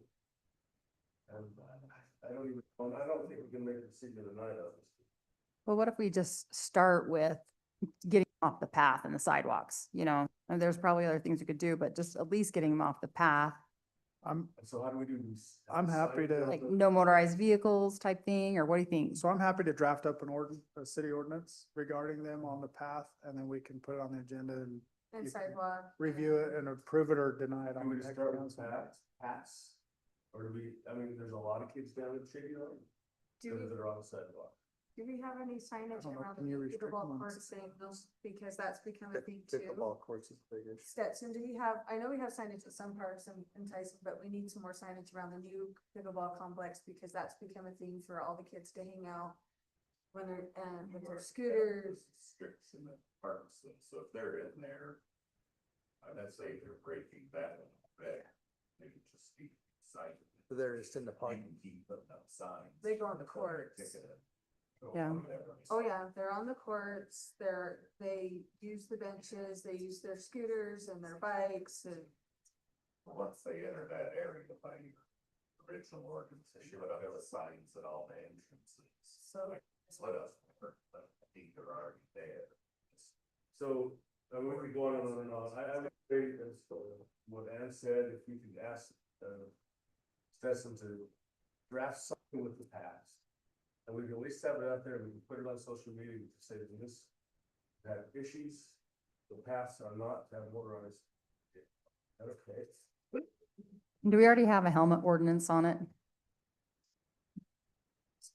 We have an ordinance about e-bikes right now. We discussed this when Councilmember Nelson was here too.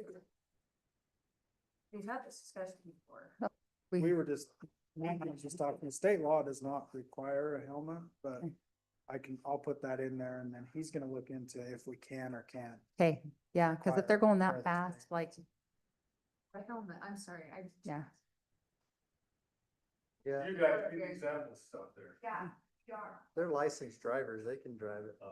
You guys see the e-bikes and the scooters and everywhere around. I don't want even, I don't want to get on the paths. No. So, and those, just to be clear though, those are two different but similar things as e-bike versus an electric scooter. So, I mean, we probably need to address those. Any motorized. Yeah. Motorized vehicles, battery or gas. So are they both a problem? Is that what Yes. we're saying, that the Yes. scooters are and the bikes? Scooters and e-bikes, but You do, that guy took his kids Well- down on a skateboard, then went back up 900 on his motorized I skateboard. think there's a difference though between an e-bicycle versus an e-motorcycle. So I think we got, Had a remote. E-scooter, it's all. no, there's scooters, but you got e-bikes that are Yeah. like a bicycle that are battery powered. Yeah, that's what Battery the is, that we're looking at is the electric assisted bicycles. And I think that's what we're talking about. but there are they're bicycles, but they look like motorcycles. Yeah, they that's a can't ride different a class. motorcycle on the path. I mean, that's, Right, yeah. even no, if it's, And because you it's still a have sidewalk motorized, too. it's still a motorized vehicle. It's a key word, yeah, okay. Motorized vehicle, electric, gas. No, Is that including sidewalk too? I think I'm gonna start with that. I don't know if you can. Well, then you're gonna have to specify like what path. What? You can sidewalks. These are the walking paths that are typically. I- The old folks and the young kids and mothers. Anyway. And I think we technically, should we don't own the canal road, right? No, we don't, because somebody complained about puncture weeds, so I called and they said, they're trespassing. We don't enforce it, but we'll start if you're gonna complain about our puncture weeds. Yeah, okay. 'Cause everybody who goes on the canal. That's the every marching orders with clear. Yeah. Work with our. Yep. Make sure it's legal and. You know, that's. Yep. Yeah, item number 13, interlocal agreements discussion, and consideration of entering into an interlocal agreement with Far West City regarding the Far West planning PID. This is one of Andrea's most favorite subjects. Okay. That's why he's moving. So this is, Go easy. this interlocal agreement between Pleasant View City and Far West City to allow them to be the creating entity of the public infrastructure district. I did want to point out in paragraph 1B, B5, there is a maximum mill levy of no more than 5 mil. So we can ensure that they don't approve a governing document higher than that mill levy that was discussed. And then in paragraph 3, I did want to ask Matt about this. It has an effective date of March 1st, 2026. And I just wondered about if there's an option to change that to make it effective upon legal creation of a PID. That would make sense. Why are we backdating this? So part of it is just the interlocal to participate in that, so it's not us creating it, could do that. It doesn't really have any difference of legal effect. I would say, I would keep it, or you could even date it as April March 14th, or yeah, April 14th Yeah, instead of, it's April.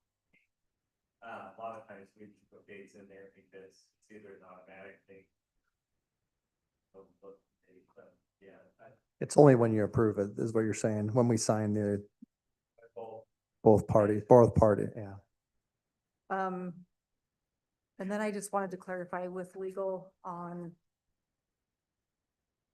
what are the ramifications if they are not creating a PID legally? Is this just non-starter if that PID is not actually done correctly?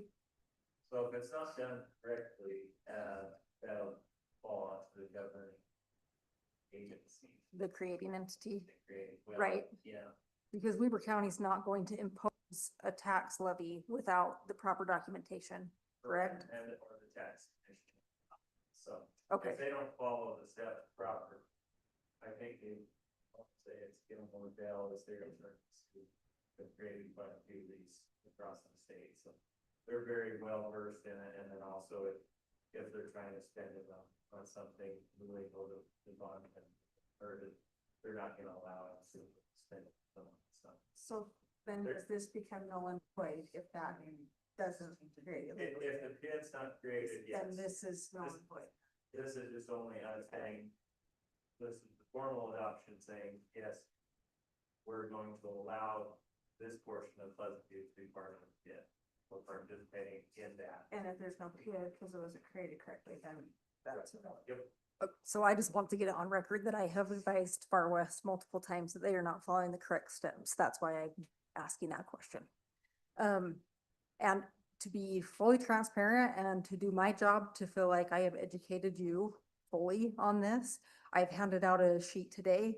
I just wanted to point out that their public infrastructure, as their own numbers, come in at 12,362,998.79.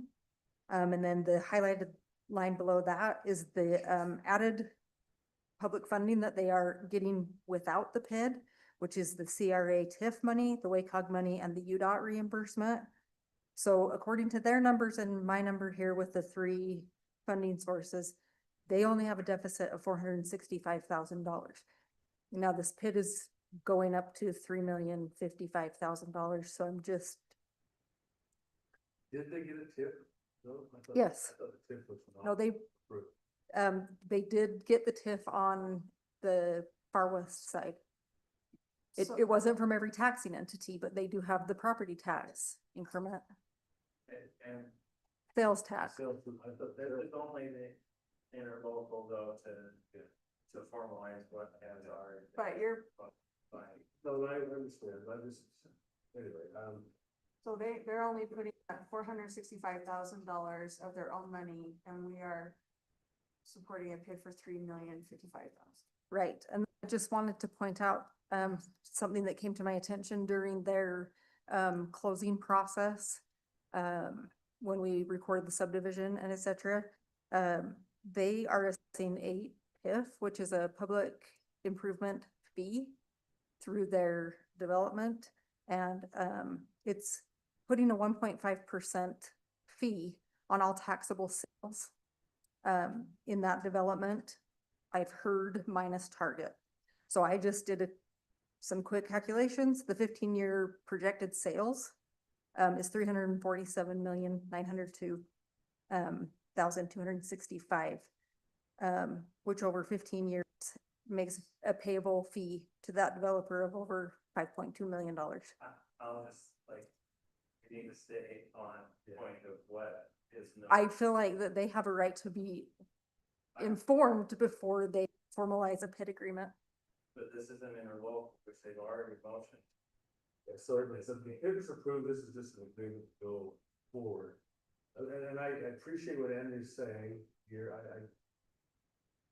anyway, I just, and my biggest worry, and Matt has cleared it up, I just didn't want there to be something that came back on us for putting something together that wasn't done correctly. But I hope that the checks and balances will, if it's not been done, they'll catch it. And that's what Matt has assured me, or assured us, that it's not gonna come back on us if you approve this in the local, for them to go forward with this. So I think that's the question here today, is this entering in this agreement? There is some things that are not proper, but that is not for discussion, but that's for information, correct, Matt?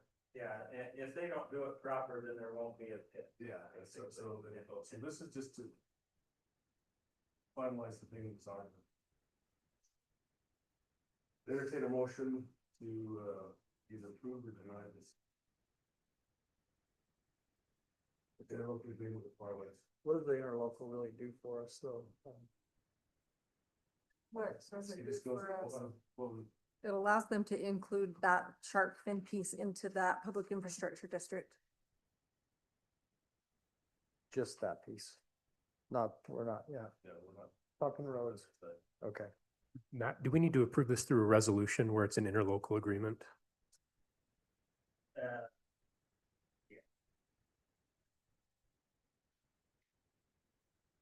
Have they already approved their portion, or are they waiting for us again? I don't know if they've taken it to their council meeting at this point. They approved our red lines.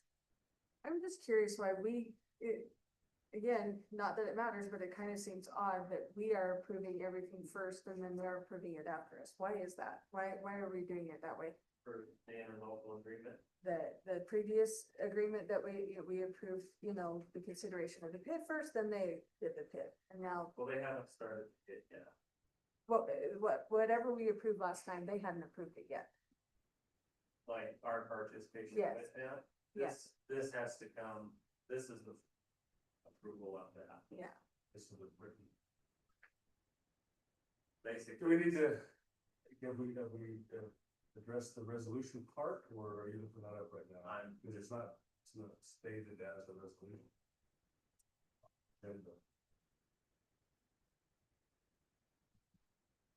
And it just binds us to allow the shark fin. That's it. That's all. Nothing else.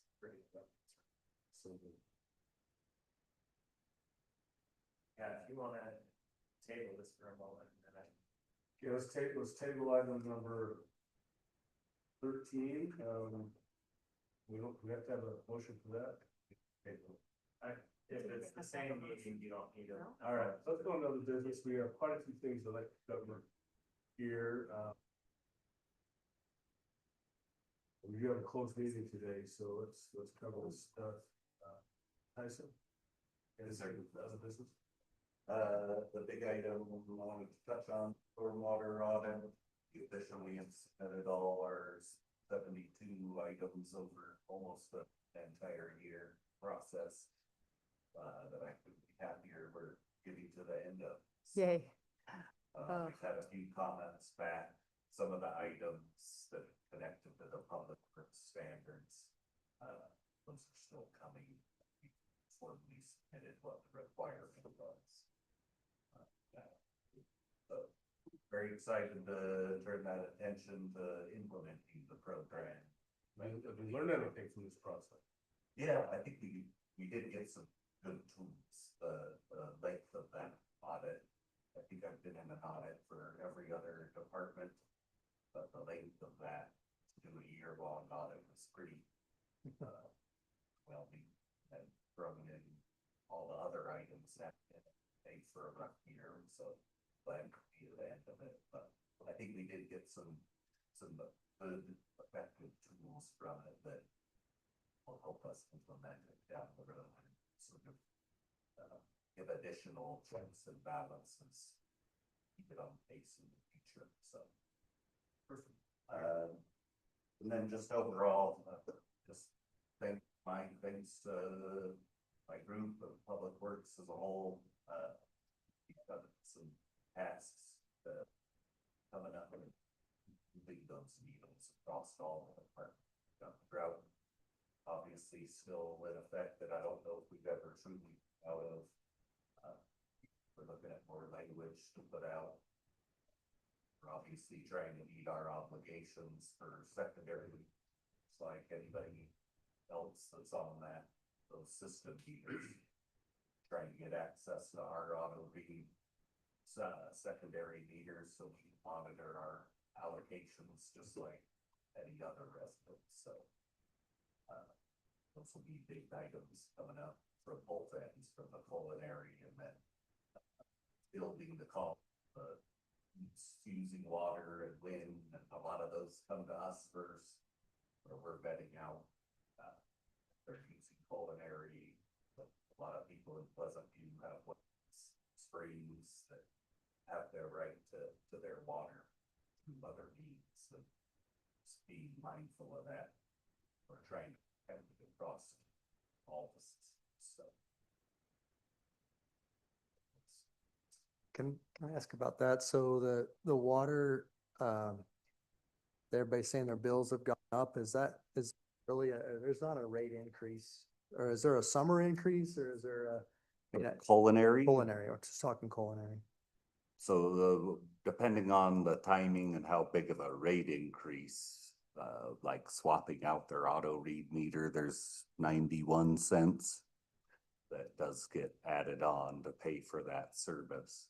It's just a. So it's just a, No. Upcharges. They- is If it it just went up- because they're going from Yeah, manual to? yeah, so errors come up in systems and if anybody has a jump that they can't explain with usage, that I would just recommend that they call the city. And we would work through them. I don't know there's not a standard jump for. Yeah, I thought that was strange because I had heard that, but that's why we said, hey, call the city, go find out. They can monitor it. And we have enough meters to go replace them all right now, right? That's the plan. Yeah, they're working through the last quarter of them ish. Yeah. Some guys Cool. That's awesome. Yeah, and those are the things it's great to see the needle moving forward on so many items across the department, so. Thanks for all. Yeah. Thank you. That's fine. So, just a couple things. We're down one officer.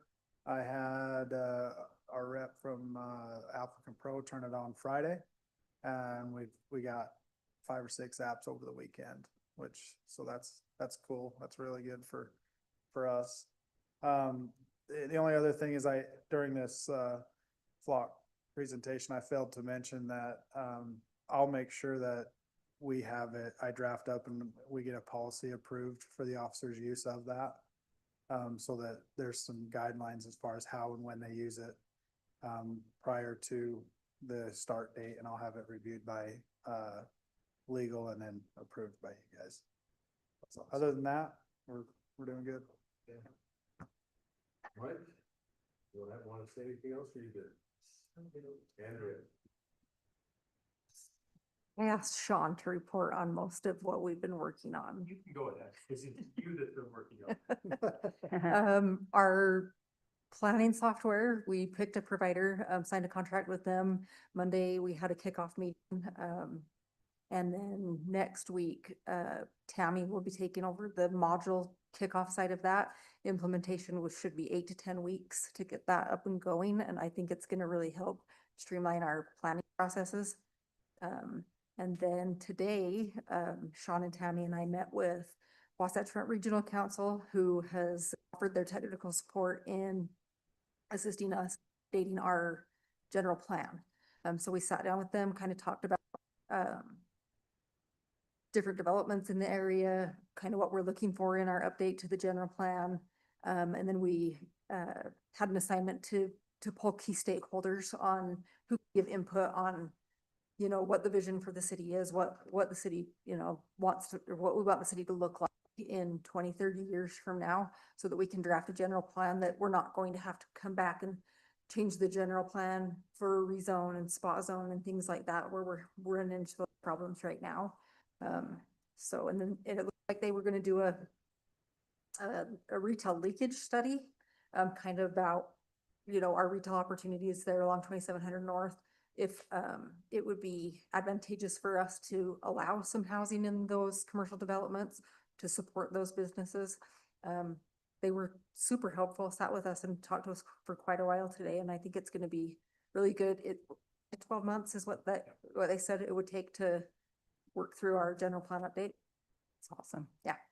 So that's it. So we're kicking that off, then it's gonna, the general plan.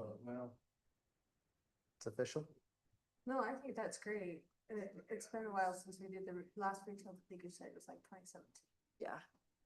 And when I say stakeholders, I mean, that involves staff, city council, planning commission, residents, business owners, you know, so that we can get, and then we will be doing like public type outreach to get input from all of the city.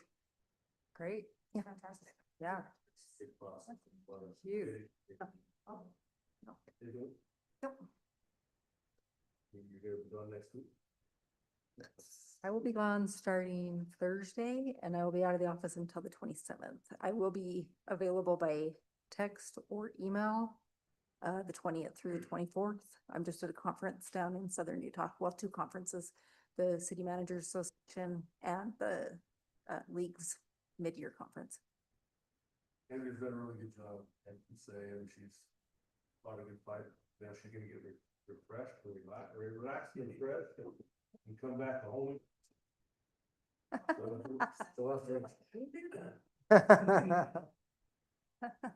Refreshed and. Thought she was going to a conference. Yeah. Her cell phone on, I was like.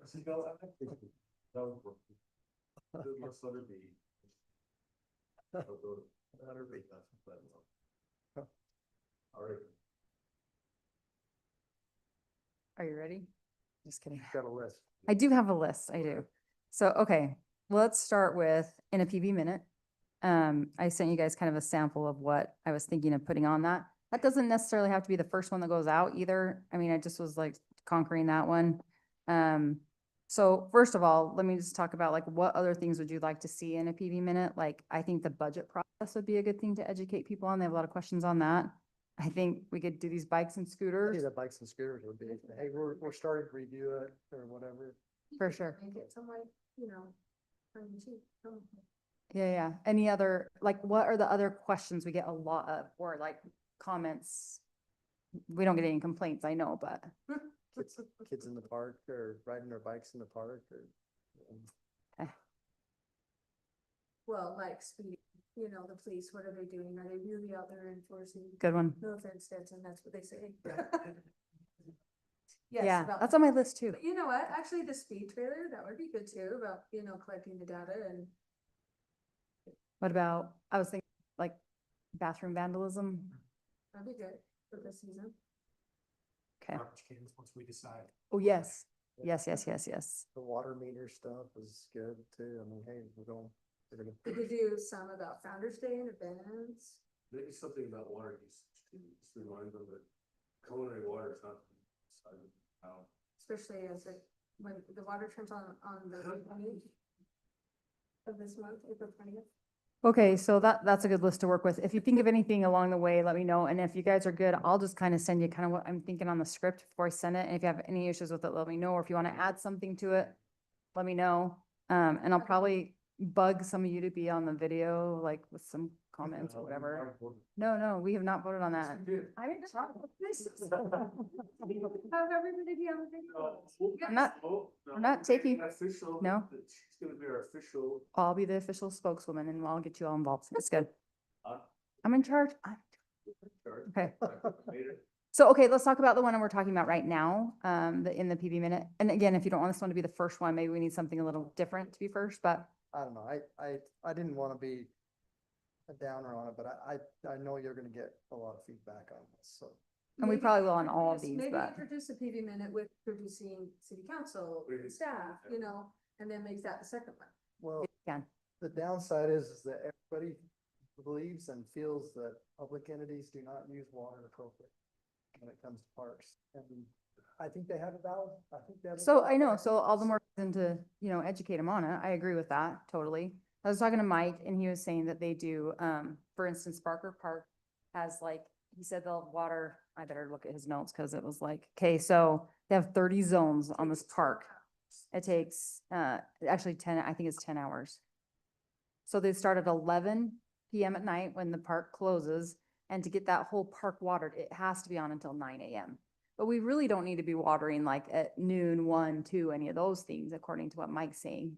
Yeah, right? You agree, little Mike, with Big Mike? But he So- said repairs and things like that have to happen during the day because nobody works at 2 AM. Repairs in the day, and there are some manual things too that you saw that have to be watered, but they don't have to be watered at noon or 1. So I do think we do need to take a little bit more of an approach where we're Nor responsible. do they need to be watered every day, so. right, because if, I mean, if they got watered once a week or twice a week. Often do you? on that's this, what I'm asking. I- so like on this, Dave, he's got 3 programs, program A, B, C. So on Barker Park, Sundays A, Mondays B, Tuesdays C. So they're really only watering each zone twice a week, But it'll look like the park's getting watered every day. So that's a good point to bring up, actually. Yes, You're just moving across the zones. And so each zone only gets watered once a week, Twice a week. twice a week? Yeah. Twice a week. And not everybody, I do know this because I've called on like geysers in the middle of the night and Tyson has to come and, turn it off manually. Our system's not all automatic. Not everything's automated. That's right. Yeah. And so they can't just get on their phone and on their Hive, whatever app and turn off the line. They have to come and physically adjust. Right. Yeah, there's only. That's a good I think point, though, A couple to- parks that have that capability where the park staff have the app to Yeah. remote in, but there's only a couple of them, not all our systems. Well, maybe you can put on there, please report any malfunction. Yeah. Great. There's a Public Works after our phone number. Well, I know. It's a big enough system. It's like your culinary or your sewer. There's so many pipes, sprinkler heads, There's things some to that's fail in in those. row. Let us know. Yeah. So, okay, that brings me to another point. So we have a new email address. It's PVC admin. And we're gonna put it on the website. If someone has a question, is that okay if they just go through PVC admin, Tyson, or do you want it to go to, do we have a public works email? So depending on what it is, yes. Could they Like, all have do we access? have a group one? Is that what you mean? Well, so if a resident wants to, like, if we put out, like, if you have questions or need to report a concern, send your emails to pvcadmin@pleasantview.utah.gov.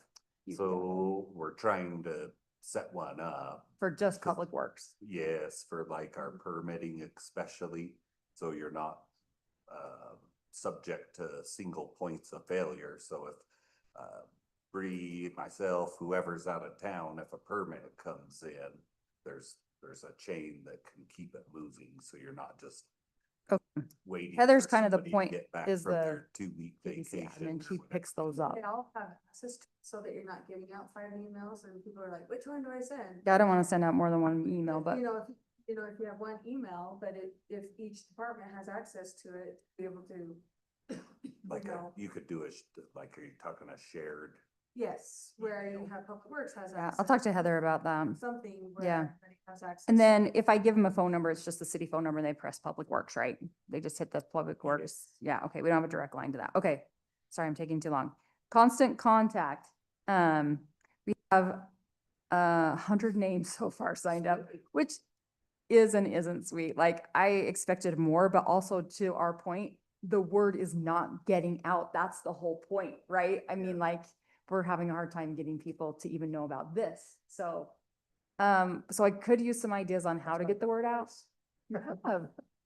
Perfect. So we only have 99 people signed up. You put it in the newsletter, you put it on Facebook, you even Right. did your own post on Facebook about it. I Right. think So I my, don't I mean, know. my other idea is to have, A-frame's a good idea. And I thought maybe the parade or the Founder's Day to do some kind of a push, you know. Walking on the walking path, you can have one A-frame. Walking ju- path is a just, great idea. You know, especially now that people are walking in the morning down at Gulfport. Great idea. Okay. So just some A-frames. I some love that. gallery Places, Yeah. I bet you get 100 more. I think Katie put the codes of. Yeah.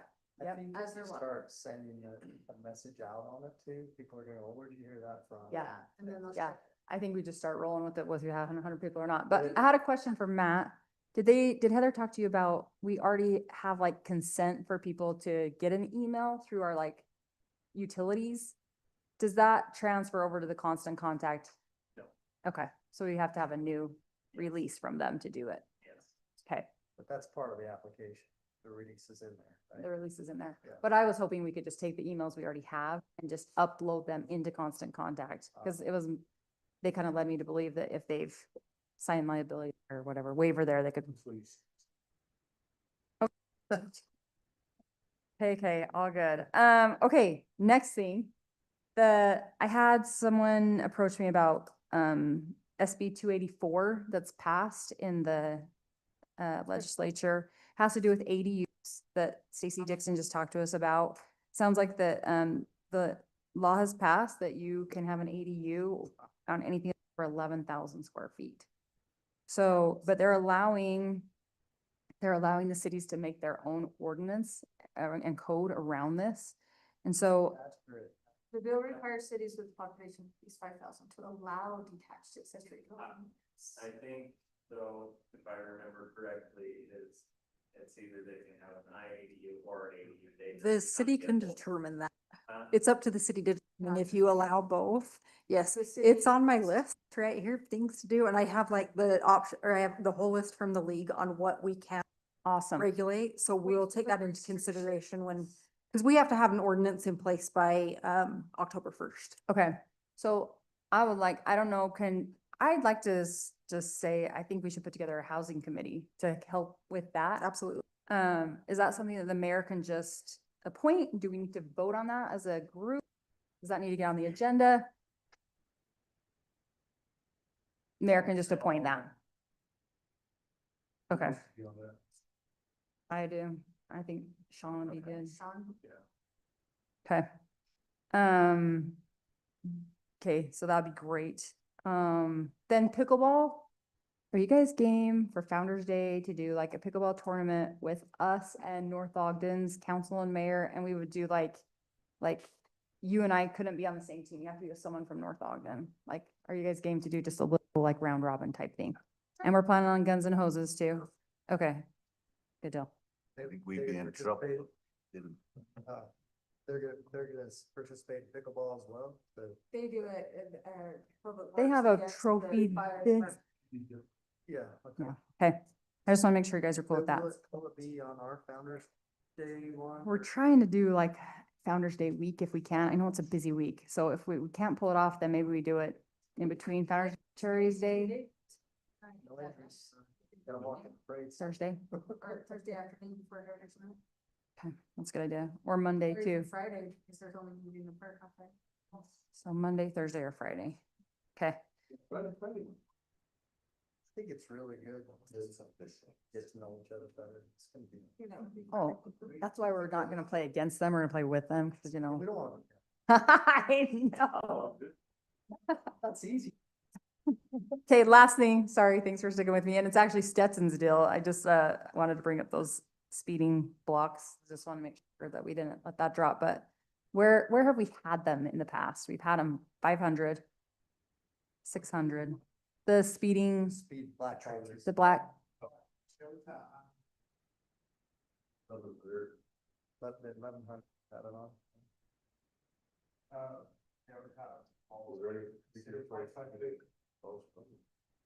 yeah, I think, I'd like to see, for me personally, I'd like to see 1100 now that we've changed the speed limit, see if or that's 1000 west. Down there just to see what effect the speed limit changes have. Yeah. I'm surprised at how, Right on tickets. I'm surprised how that proves that we don't have a problem. It's fun to put data against it, right? Yeah, I mean, everybody complains that when we've done this, there's been a few out there, but most of them, you know, it's a bit of a, whatever you said. Has it ever proved not, you know, that any decides to? 'Cause- Yeah, So there was one time we set it down on 1100, and what it proved was that the speed was actually more than the guy complaining estimated on the high end, but there was less cars speeding. Does that make any sense? If we could just get So- slow down, right? Yeah. Get off the bike. Yeah, so they. Well, that's what I was wondering, They talk can we like. differentiate between e-bikes and vehicles? Yeah, so that's the only really incident that comes to mind is, you know, he said they're all going 40, let's say, I don't know. Yeah, the exact most of them were numbers. going 28. But there was actually some going 50 but they weren't all speeding. So the number of speeders was way less than we anticipated, but the actual speed of the speeders was higher than we thought. So then take that, you know, don't set on that road then. Yeah, yep. No, that's it. Thanks. Sorry. That's all you're doing on this communication thing. I'm disappointed there's only. That'll be more. Well, But- I wish, Like you said, case in point, that shows that shows that nobody's reading the. newsletter. Or, well, I know. but I think that people see it, but they don't necessarily sign up. So. Anyway. It's on the website. Good point. Couple things. First one, I'd like to have 2 more Founder's Day meetings before Founder's Day. Looking at the dates, April 29th. I left a message with Heather, but I didn't hear back from her. But April 29th at 3:30 and June 10th is right before. Does anybody have concerns with those dates before I have Heather notice those? I was just thinking, I don't know if we want to do it before the 10th. Yeah, that might be too late. If, could you do it in May? If Yeah. you're gonna do a Yeah. second one, do I one. was just where thinking maybe you- the second, June 2nd. Second? When is, On Tuesday. Or, you know, or sometime, I think Thursday is June before. 3rd? we have, Planning commission's on that day. I would be. And what about court? we have planning. Do it on a Wednesday. Yeah, let's, Let's do Thursday. the, That planning commission. And yeah, this would end by 5, So you're saying April 29th and what? June 4th. June 4th. Oh, I'm gonna be out of town. That's why I didn't put it on there. Oh, I think. It's too late. It's too late, honestly. Are you gonna be gone the whole week? I'm gone the 2 full weeks, so that week and a week before, so, I would do it in May if you're gonna do a second. You're gone the 25th. Well. yeah, I'd make sure 25th through the 5th. Yeah. You're 20 gone the 25th and 29th. Yes, Let's go back to. Too far. we could meet earlier that week if that helps.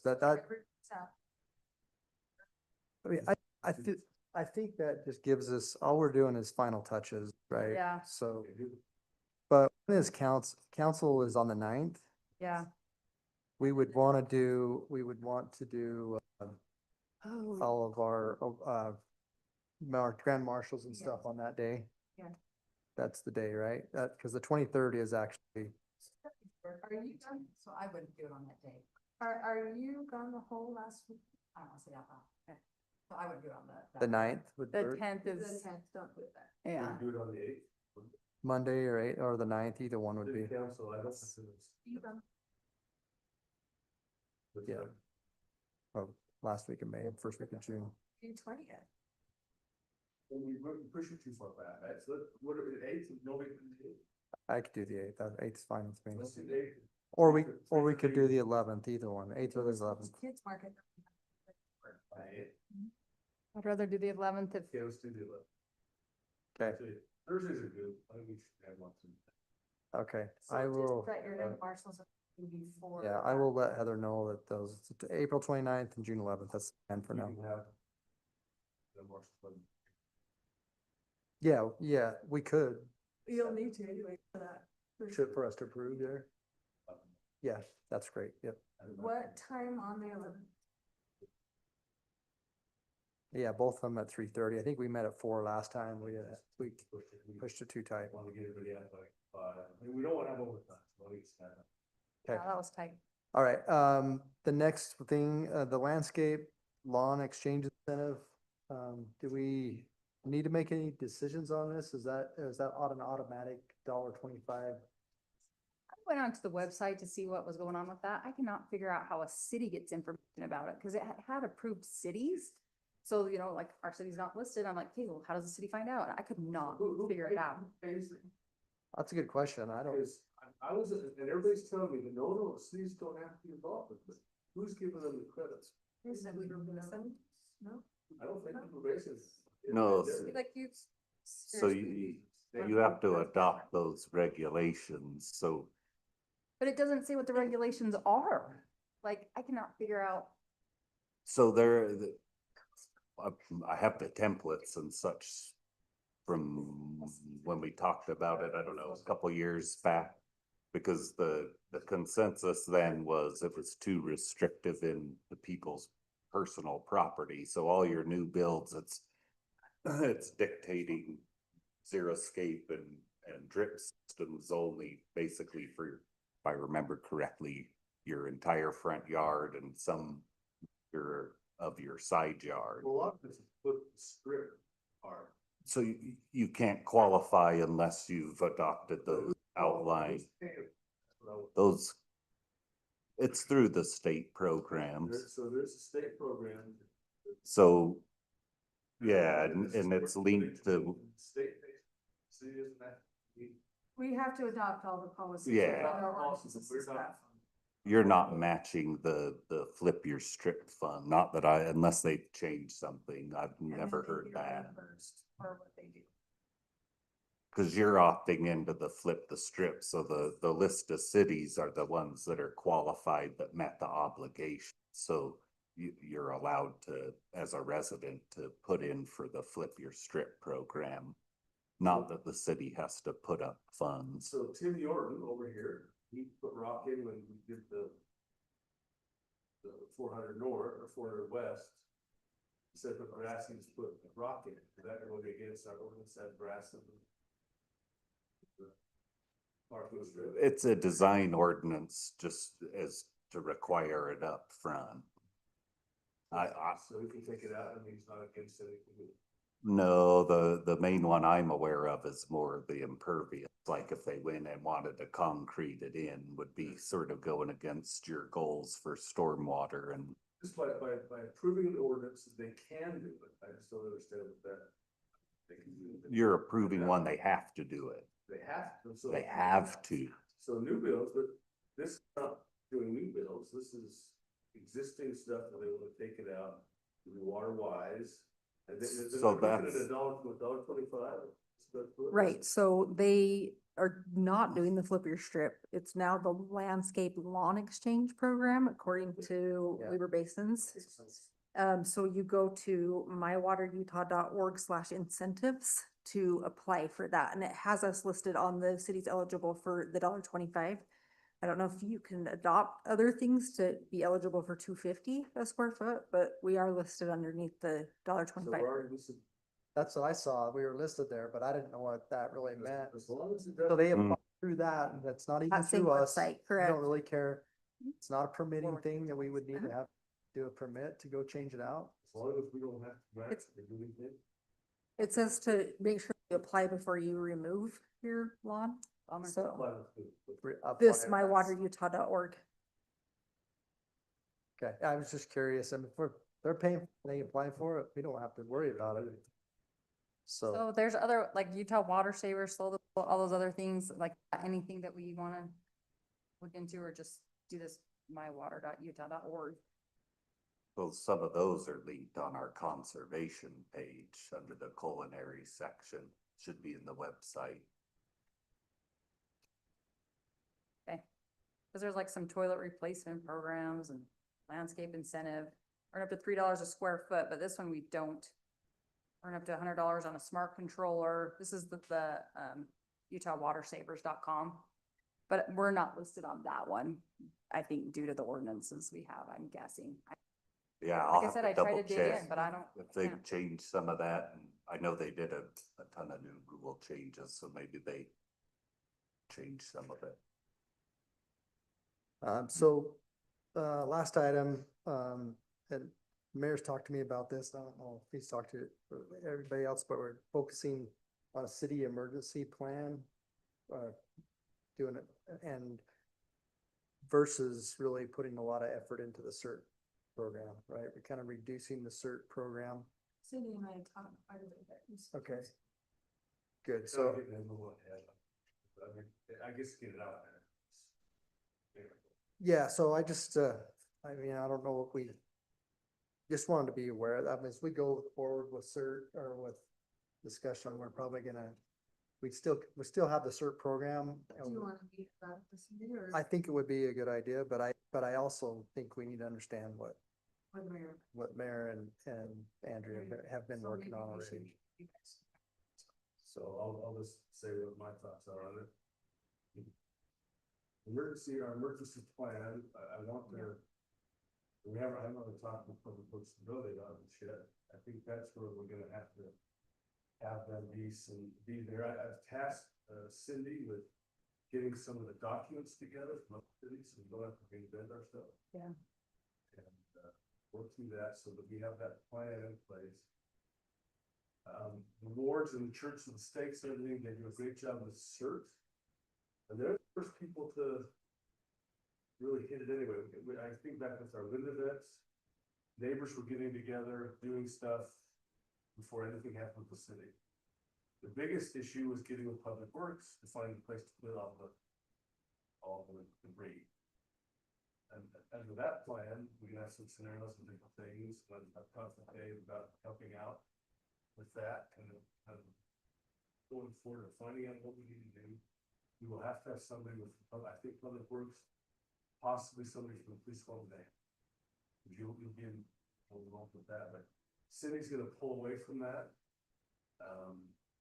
That emergency side, the certain side, focus on what she. So our task is right now is to get us some documentation, some forms that we can work with. We will form a think tank to help figure that out, want as a city. I've talked to the county. It's Stephanie, right? For emergency management, it's Lisa. Is it Lisa? Okay. Anyway, I talked to Commissioner Harvey, he gave me a name. Some information. They're looking at some different things that they're doing as well, so we don't wanna reinvent anything from the city, but I think he likes this idea. I mean, we're still gonna have the CERT, we're still gonna have training with the county, we're still gonna allow CERT to work in their neighborhoods and function, but it's gonna be a lot to the local neighborhoods and things, and we have to get our handle on this side, city side. So Mayor, you asked me to be on CERT. Do you want me to meet with Dave or do you just, with you to tell us about this or what do you want to say? Or, no, it's okay. I don't have to. I just wanted to know. I just talked to Dave, we were talking about some other things. You can definitely help that as well. I'm not. No, I don't. I just wondered. But that's the direction that we're gonna go. We're trying to make that decision a month ago, go forward. So. And CERT's not going away. It's just, this is gonna be on different paths and works. That's all I have. So, did we meet? or- Yeah, like, well, I'll talk to you about it. Okay. We'll talk about that. Cindy, I've tasked her with certain things. She hasn't brought that back to me yet. As soon as those things come back. And I would say probably the 1st of May, after that, and we can get back and that's after she's rest and relaxed, ready for the next. She's so I tired. know the new me won't remember to bring it back. Really? The new me won't have to stop it. She is so sick of my tone that when I come in her office, with like. Look at blood breaks in the face, it's just office, doesn't keep going. Rest. And I'm so, Bill, I'm tight with him, but it's still not quite, oh, I'm working on it. She's trying to figure me out, and I appreciate all You guys, that's, if you're coming to the Youth City Council agenda, please sign up for it. Fill out a Google form for yourself and a separate one. They're going to Cindy, those ones are, but fill out one for yourself and fill out an additional one for your +1 if you're coming. What night is it And again? it's Saturday, May 2nd at 5 o'clock at Prairie Schooner. And we have to get our totals in to Prairie Schooner by Monday. So if you're gonna come, salmon, chicken. it's on the Steak. form, prairie chicken, salmon, or New York steak. So That was a Timberland. Very sure. Prairie Schooner and scholarship, which will give their presentation there. And we will award the Youth City Council scholarships at the first main meeting here. So other than that, Yeah, one. I said, other than that, Oh. no. I'll let you know. if I do. You have, one. Oh, she reached out to me. So, the director of the organization that does child abuse prevention asked us to, because this is Child Abuse and Prevention Month, to recognize, to put out a statement for that. We kind of forgot or whatever to My fault. to put it on the agenda, but putting out a statement and recognizing gives some notoriety and being able to network and fundraise and things like that. So we reached out to her to let her know, sorry, we didn't put it on this agenda. We don't have another one this month, but she said she would get with us and possibly put some social media marketing out in May and then hopefully lead up to it next year. Are you guys comfortable with that? Is that something that you would like to recognize? It's I asked Sarah to just put, I think everybody's against that. Yes. For it. No, Against- support. against- We support They support. the prevention of child Prevention of abuse. child Yes, And Sarah put that out on Facebook as a kind of official statement from Right. us. right. And then we can make a resolution or something and have that be the 1st of May. Yeah, Joey will get with us. That's her name, But- Joey Fair. But I guess, I mean, and that's my fault. I had Okay, 27 other things and I did not do my due diligence, so it's all It's in all me. I told her that I would do it, so I'm sorry. But I think that's okay, we're not making an action, having Sarah just. yeah, and then next year put out an official declaration like some other cities. But have. we can put it out, just Mhm. that we're supporting this. Yeah. I mean, I don't want any kid.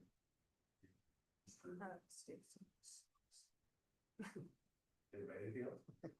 Not Thanks presently. for your. Not assistance with presently. the City council. Or the youth city council. Yeah. I think that's really neat, something you. Have such good There's some relationship amazing with them. kids. I appreciate that.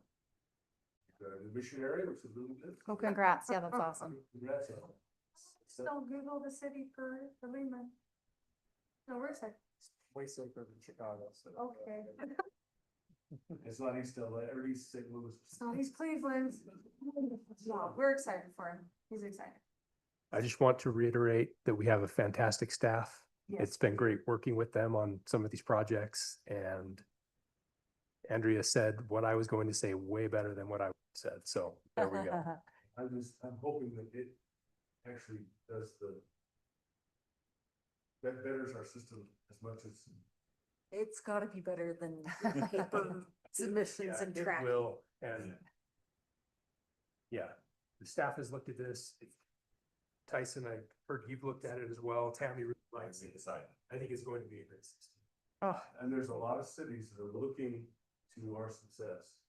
Because I was surprised that nobody else is doing it. The only person that's doing this is Centerville. and they're- Centerville's using this particular software. Other I cities sent, aren't doing I sent out, a email through the city managers group and I didn't get any responses that were, we use this and we love it. So we kind of went out of the box and we'll be the guinea pigs and That's and great. hopefully it'll be. Centerville fabulous. didn't respond to that then, or Oh, that- Centerville did say they like it? Centerville did not respond to that, Oh. to that email, no. Okay. But they're using the same, but they're kind of in the startup process. you Yeah, know, so they are. can't comment, but I just think it'll just push us ahead, at least in the nineties. Is the county using it? We don't use Guidewell. We have an internal system that was built by our IT. Okay, so I appreciate Sean. That's so awesome. I love that. Just doing more, thank you. Yeah. That's awesome. They did all the work and did all the meetings and yeah, it's, I think Tammy's doing a really good job. I'm hoping this will allow her to breathe. yes. She has so much hand entering things and scaling and stuff, and I think it'll free her up. I'll make it easier.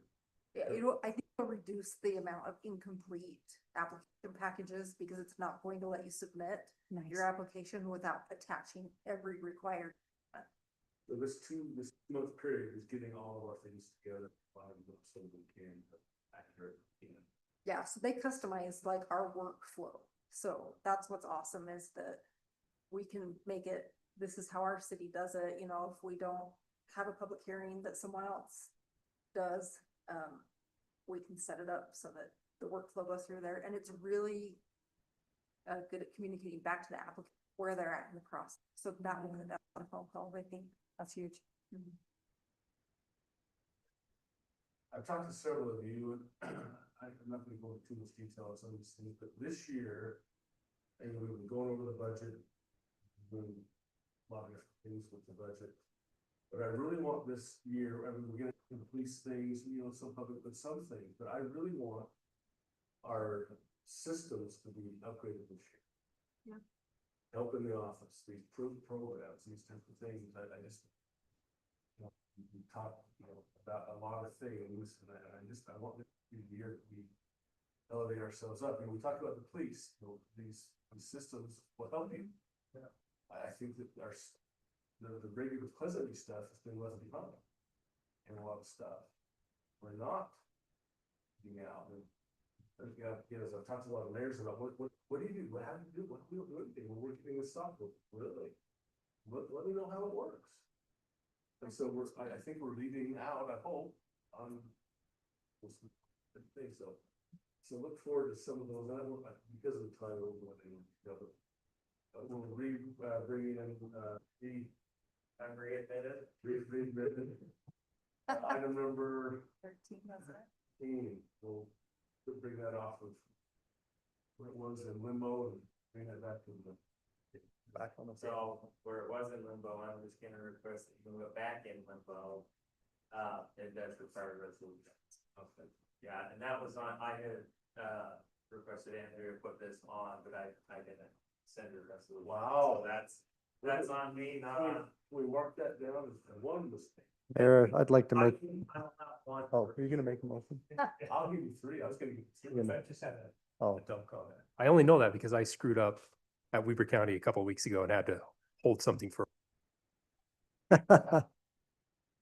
I was good.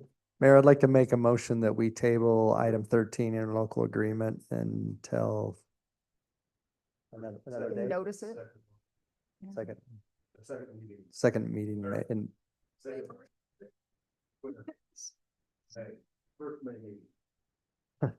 I'll second that motion. Okay, we have a motion. What was the motion? Just second it. Joking.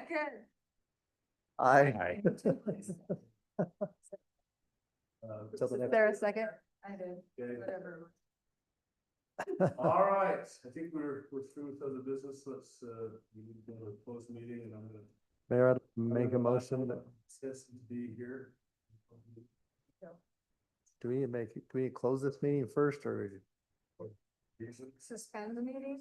no, we're gonna no, I think we gotta come back into, this, right? So we're just gonna They can watch the one closed meeting and it'll be a roll call. character, confidence, and is that what it is? And regarding property Property acquisition. acquisition. Yes. Mayor, I'd like to make a motion that we go into a closed meeting to discuss property acquisition. Is that all? Yeah. To be held here in the Pleasant View city offices at 35 PM. Okay, and, I'll second. oh, sorry. Motion to second, all, or not all. Second, that's for our roll call. And yes, Dave, Yes. Sarah. Yeah. Yes. Let's meeting soon. Um,